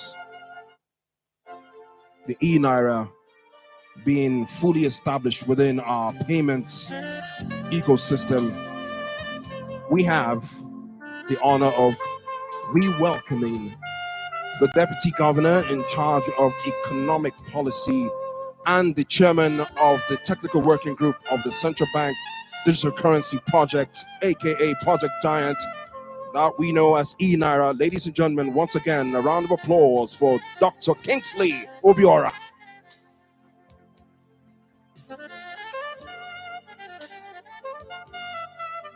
It's the likes of Dr. Obiora you look at and say, when I grow up, I want to be like you, sir. Thank you so much, Doc, for taking our time to come back and show commitment to this course. And we'll be delighted to see you participate in the prize award ceremony. Just before you came in, the management of the bank has magnanimously expressed its desire to reward each of the participating competing teams, the last 20 among over 5,000 startups that kickstarted the proceedings a couple of months ago, or a couple of weeks or months ago, I guess, when this competition started. Over 5,000, and tonight we have 20 of them that have come through and have doggedly expressed a lot of insights as far as technological innovation is concerned. The management of the central bank, as I earlier announced, has accepted to award all the competing teams with eNaira prizes. Please, let's appreciate management once again with a round of applause. Thank you. Very shortly, we will be receiving the prizes. The ushers should please stand by. We have the dummy checks for the top 3, I reckon. The top 3 winners.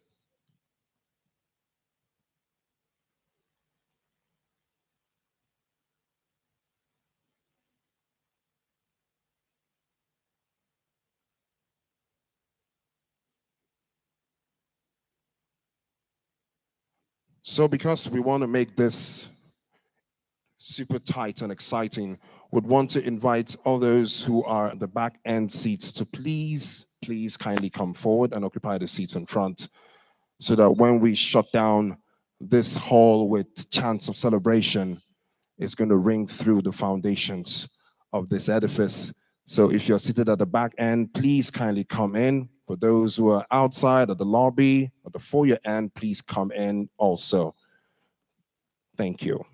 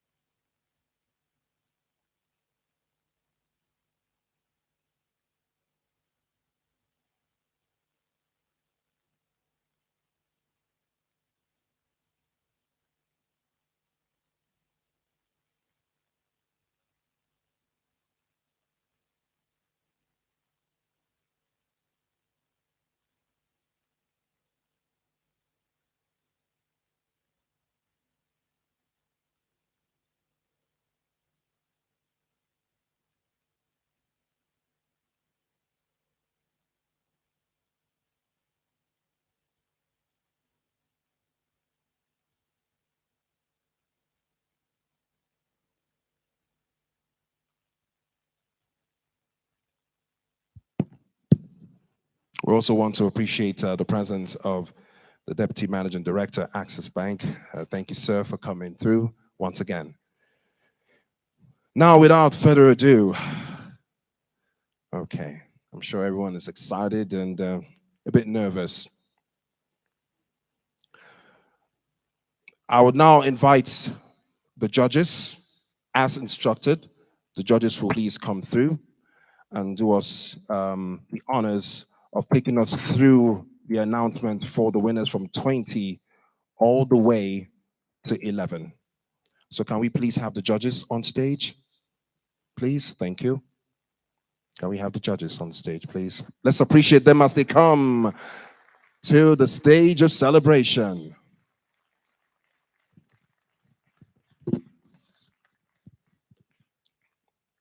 Hajia Rekia Mohammed, Director IT, Abimbola Owoye, Regional Manager, Dell Nigeria, Yemi Atonda, Chairman, Committee of E-Business Industry Heads, Musa Alibaba, Chief Executive Officer, TZ Mobile Money.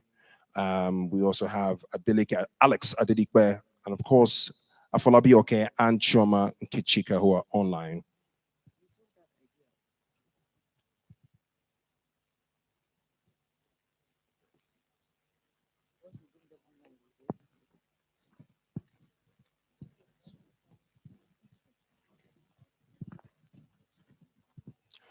So the judges will do the honors of presenting handshakes to those starting from position number 20.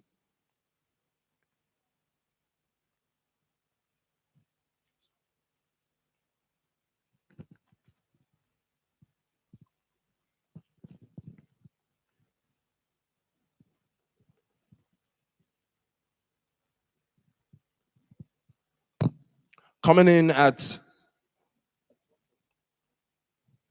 20th position, Team 8.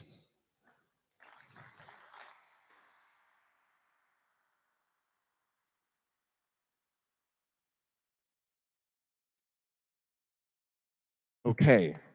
I've also been instructed that the Deputy Governor in charge of economic policy is supposed to be here with us. So I respectfully invite my DGEP, in the person of Dr. Kingsley Obiora, as he steps up to support the judges in saluting our fine competitors with handshakes and, of course, the eNaira cash gifts. Position 20, Team 8. Is he here? All right. 19th position, Team 80.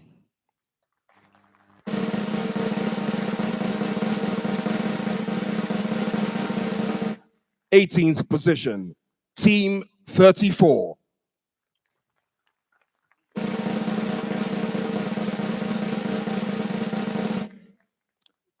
17th position, Team 10.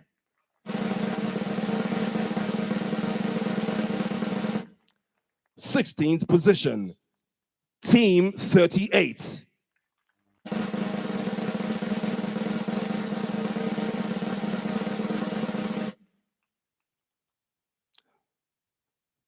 15th position, Team 54.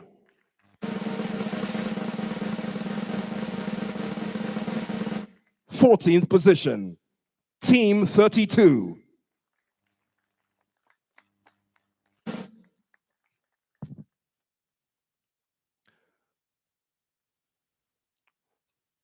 12th position, Team 84.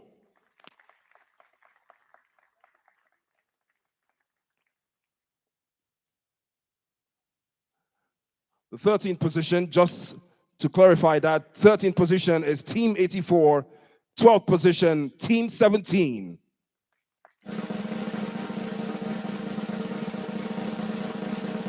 11th position, Team 24. Registered. 10th position, Team 17.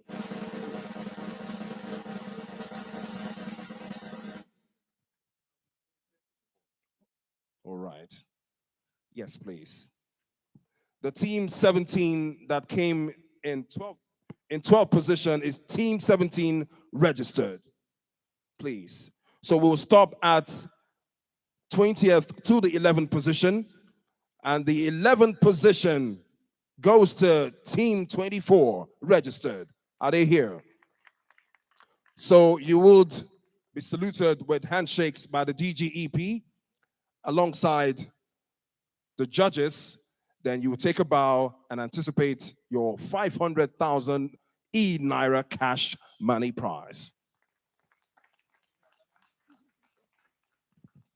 Now, let me congratulate all of you. It's not easy to go from what, 5,000 to 20th and all the way to 11. So big congratulations. Thank you.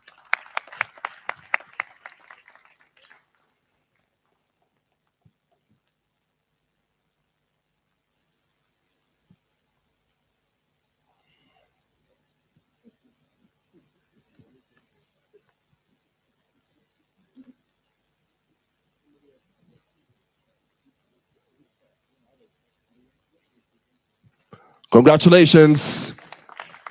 Please take a bow. Can we take a photograph, please, just before you leave? A photograph with the Deputy Governor, Economic Policy, Director IT of the CBN, the judges, and of course, our competing winners from 11th to the 20th position.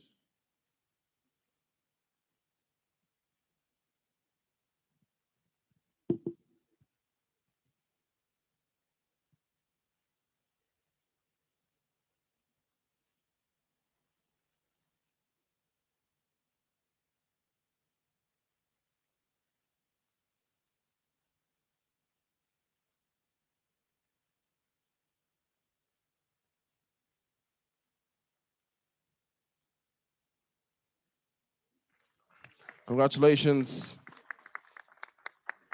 And now for the top 10. Remember that there is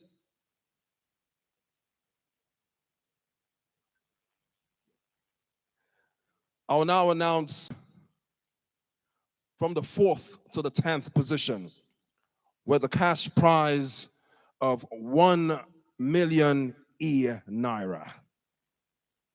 A round of applause for the Central Bank of Nigeria, please.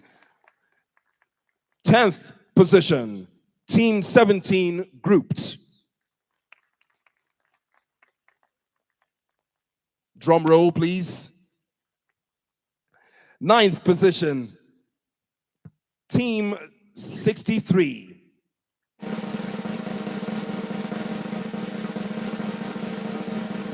Team 53 grouped, I beg your pardon. 8th position, Team 1 grouped.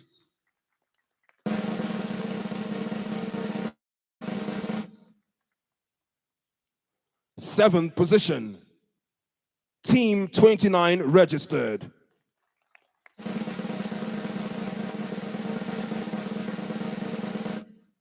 6th position, Team 59 grouped.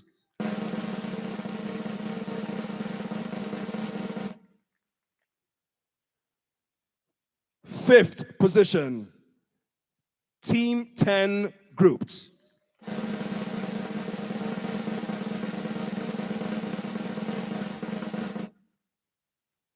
And 4th position, Team 46 registered.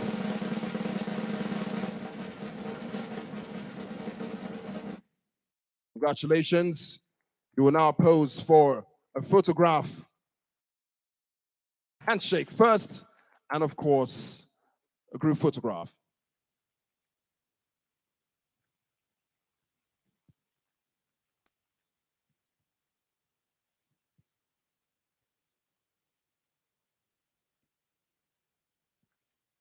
Then the group photograph with the DG, EP, in the company of the Director IT, and of course, those that came through from the 4th to the 10th position. Congratulations.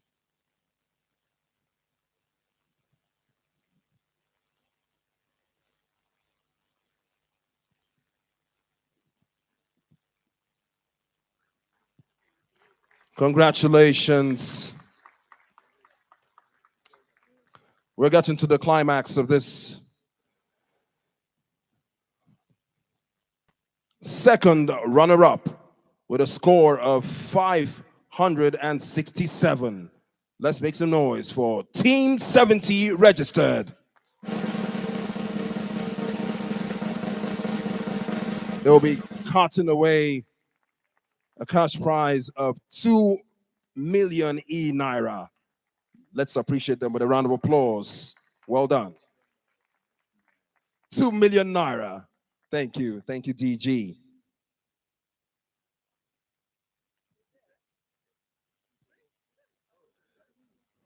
Okay. Congratulations to you.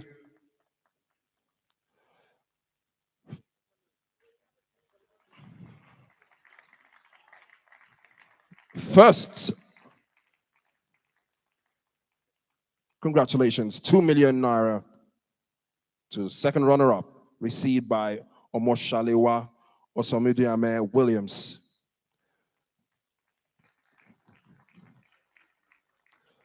First runner-up with a score of 568.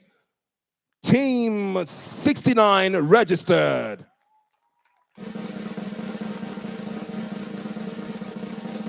Led by Stephen Ohiomoba. They cart away a cash prize of 3 million Naira. Congratulations.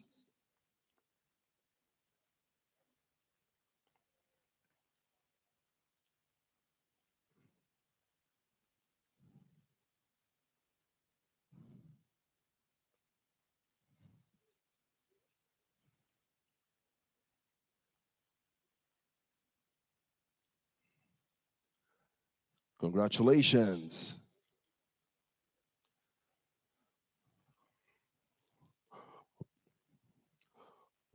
Ladies and gentlemen.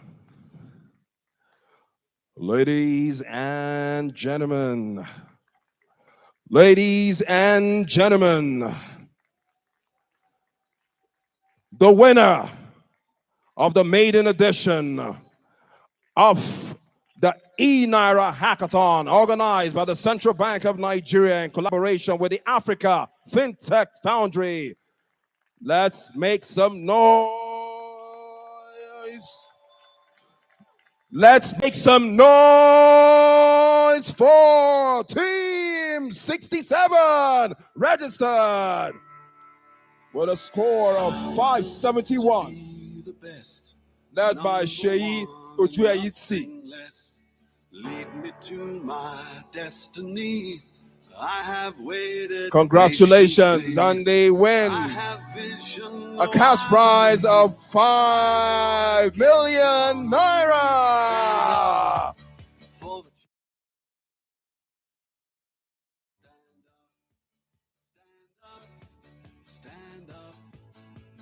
Champions, for the champions, stand up. For the champions, for the champions, stand up. Stand up, stand up. Lay down the music. Now we'll just have 30 seconds of acceptance speech by the winner before the DJ will take a photograph with the three finalists. Now it's just who wants it most.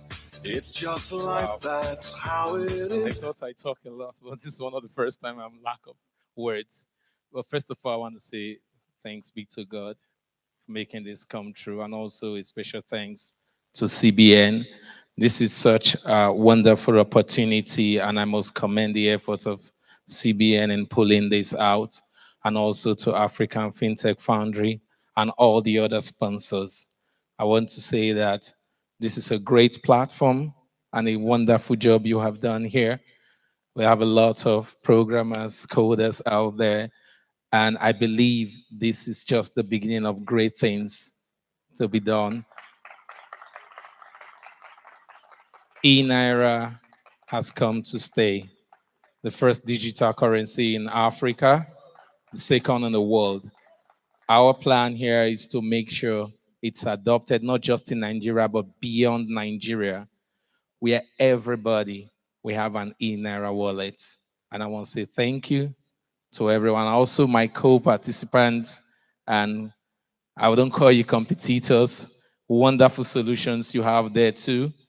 And we believe when we put all this together, it will give the eNaira a bigger platform than it is today. Thank you very much. Thank you very much. Team 67 registered. So you now take a photograph with the Deputy Governor in charge of economic policy. All the winners, please come forward. Second runner-up, first runner-up, and winner of the maiden edition of the eNaira Hackathon.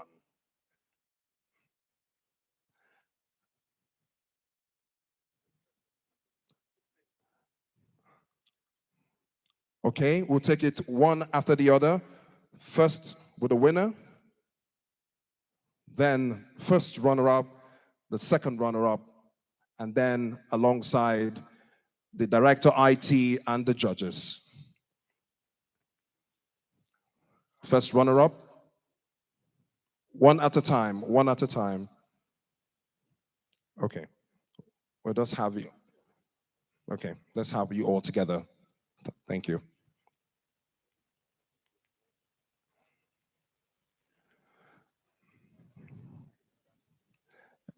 What a moment it is for these young, innovative minds, a very promising future, and a statement to indicate that indeed eNaira has come to stay. And the judges, please, led by the director IT.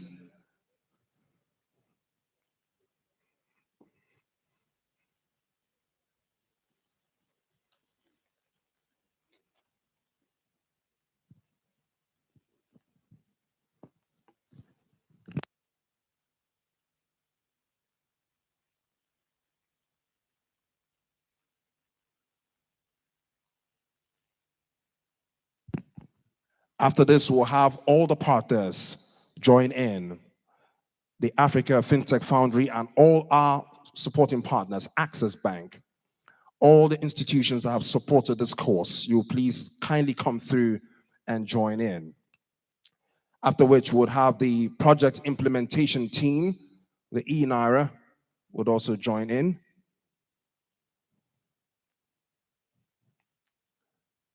The group head, Africa FinTech Foundry. Thank you.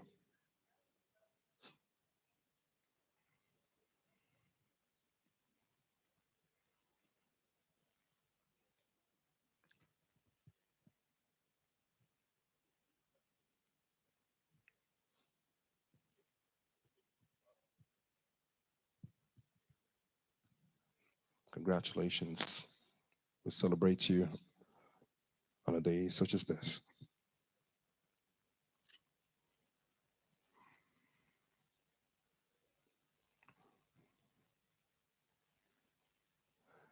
After the partners, we'll have the organizers. The organizers will come through to join them very quickly.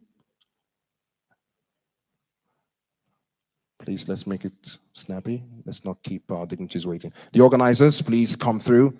The organizers from the CBN and also from the Africa FinTech Foundry, and also members of the project implementation team, please come through. Now is your moment to be part of the celebration and making a history.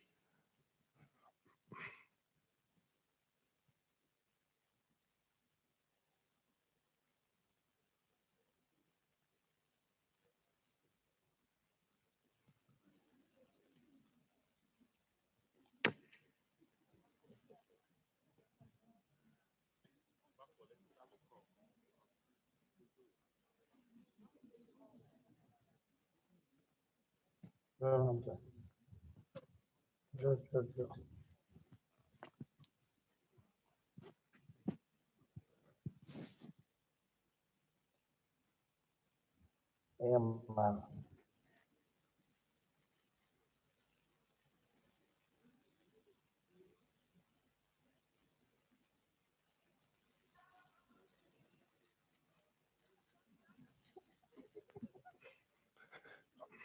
Thank you very much. So, on behalf of the management of the Central Bank of Nigeria, in close collaboration with the Africa FinTech Foundry,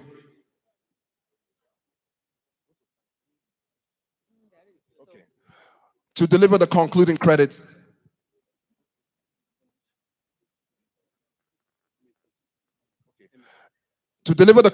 credits by way of vote of thanks, I'd like to invite the Assistant Coordinator of the eNaira project at the Central Bank of Nigeria in the person of Dr. Hamisu Musa to please come forward. Appreciate him with a round of applause as he comes to deliver the vote of thanks.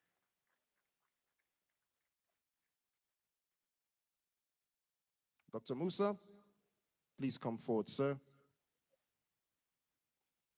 The vote of thanks, sir.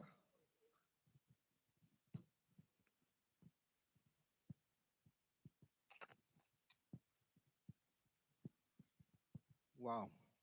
I think this is really extremely exciting to everybody that I'm sure that has been part of this occasion from morning till this moment.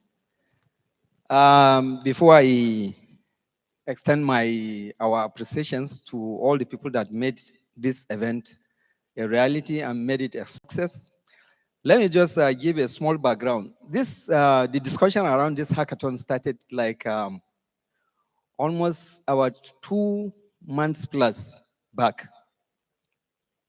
When that discussion started, we said, okay, we've been looking at how to really actualize that concept that eNaira is not really a destination, it's not a solution, but rather it's a platform. And this idea of hackathon came. And we said, okay, this is a perfect, opportunity to actually open up and give, members of the public, our youth, the ability and opportunity to come out with brilliant ideas that can actually deliver value, solve real life problems that will benefit the entire, members of the public. That is how the discussion with AFF started. Daniel Away came, and we started that discussion. I'm glad that that discussion has finally culminated today into what everybody has seen, has witnessed, which is just the beginning of the journey. So first of all, let me seize the opportunity to thank the management of the Central Bank of Nigeria, first for even approving that concept. Particularly the COG, everything we go with, as a prayer, as long as it is eNaira, because the governor believes in all the concept and everything that, eNaira stands for, it's always approved. With the able leadership of, the chairman, technical working committee, DGEP, who is also a member of the COG. So the first thanks goes to the entire management of Central Bank, particularly the COG, and our able leader, Deputy Governor Economic Policy, Dr. Kinsley Obiora. Without the approval, maybe we wouldn't have started even the journey. So we say thank you to the management. Thank you to particularly Mr. Daniel Away, leading the African FinTech Foundry. We never had experience in running a hackathon. This was the first time as Central Bank we are running a hackathon. They have a lot of experience. I would say, okay, this is a perfect partnership. And that partnership turned out to be what it is that we can all witness today. So thank you, Mr. Daniel Away, and with your entire team that has put, sleepless nights, day and night, to actually render your support to make this particular event a success.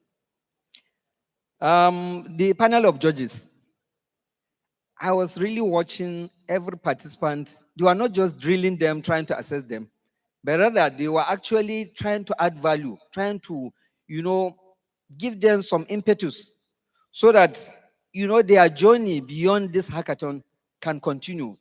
To make them learn from some of the gaps, from what they have presented. I think they have done a wonderful job. They are extremely very busy, senior executives, and yet they made their time to come here and, spend the entire day running this. We can't thank you enough. We really appreciate, your contribution on this matter. Particularly the participants. Honestly, if you listen to all the presentation from all the teams, some of us that are a bit older, it gives us some assurance that we have hope in Nigeria. It simply means we can actually do it. The developed worlds, I think this is all they have been doing: provide platform, allow ideas to flow, and to solve real life problems. And from what we have seen today, honestly, I think we can do it. And honestly, you give us hope that Nigeria has. We only need to provide the right environment, and sky is the limit. So we say thank you for coming to share your ideas.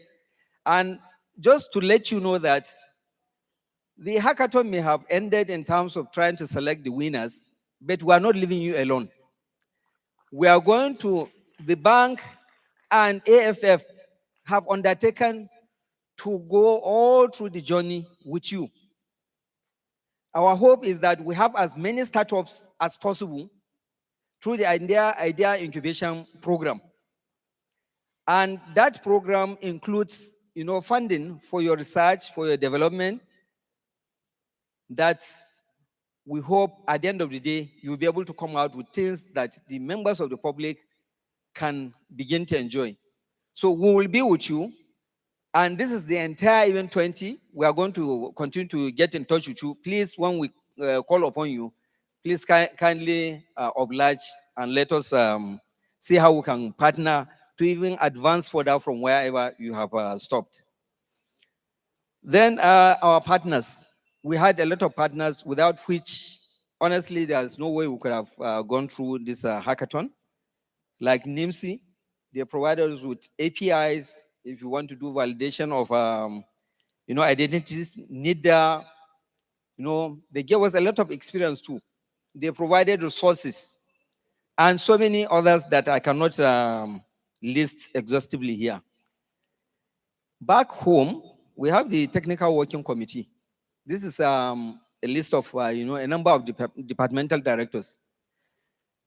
We might see what has happened here, but this is a result of a lot of so many days, sleepless nights, that a larger size of staff from different departments contributed to make it a reality.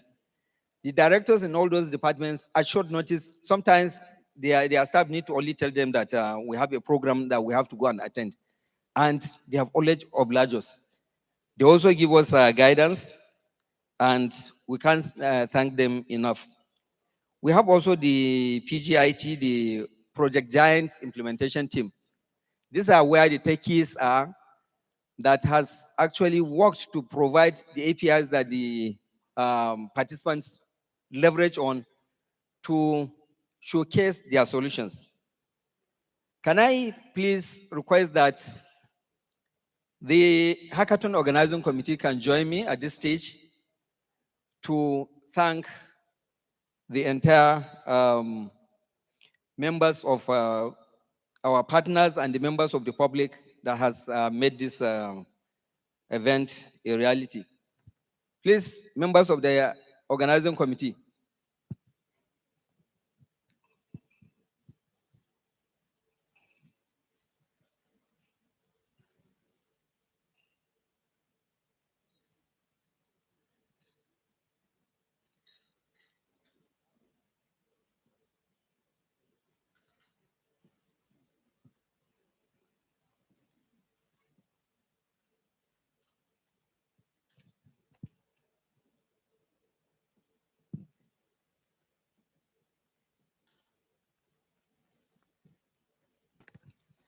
So I can tell you it has not been easy. Yesterday when we started trying to make sure that everything was in check. This effort started right from morning. But behold, at 8 o'clock, the entire light in this compound was shut down. Unfortunately, we did not even know that something like that was going to happen. And yet, we had undertaken that everything has to be ready, everything has to be tested, we have to be set for the event against today. It was at that time that, a lot of the members here had to go out and start looking for even generator late into the night. And eventually, this was brought, and many of them, I can assure you, they didn't even sleep. They were all here working through the night till morning, and eventually we got everything fixed, and then we got everything set for this morning. So thank you so much, because this is really a teamwork, and I can't really describe the spirit, the teamwork spirit that has exhibited. Everybody was running helter-skelter, taking, his own responsibility, and until we had to get this entire, venue, and all the logistics and everything was set fully to the final conclusion of what we expected.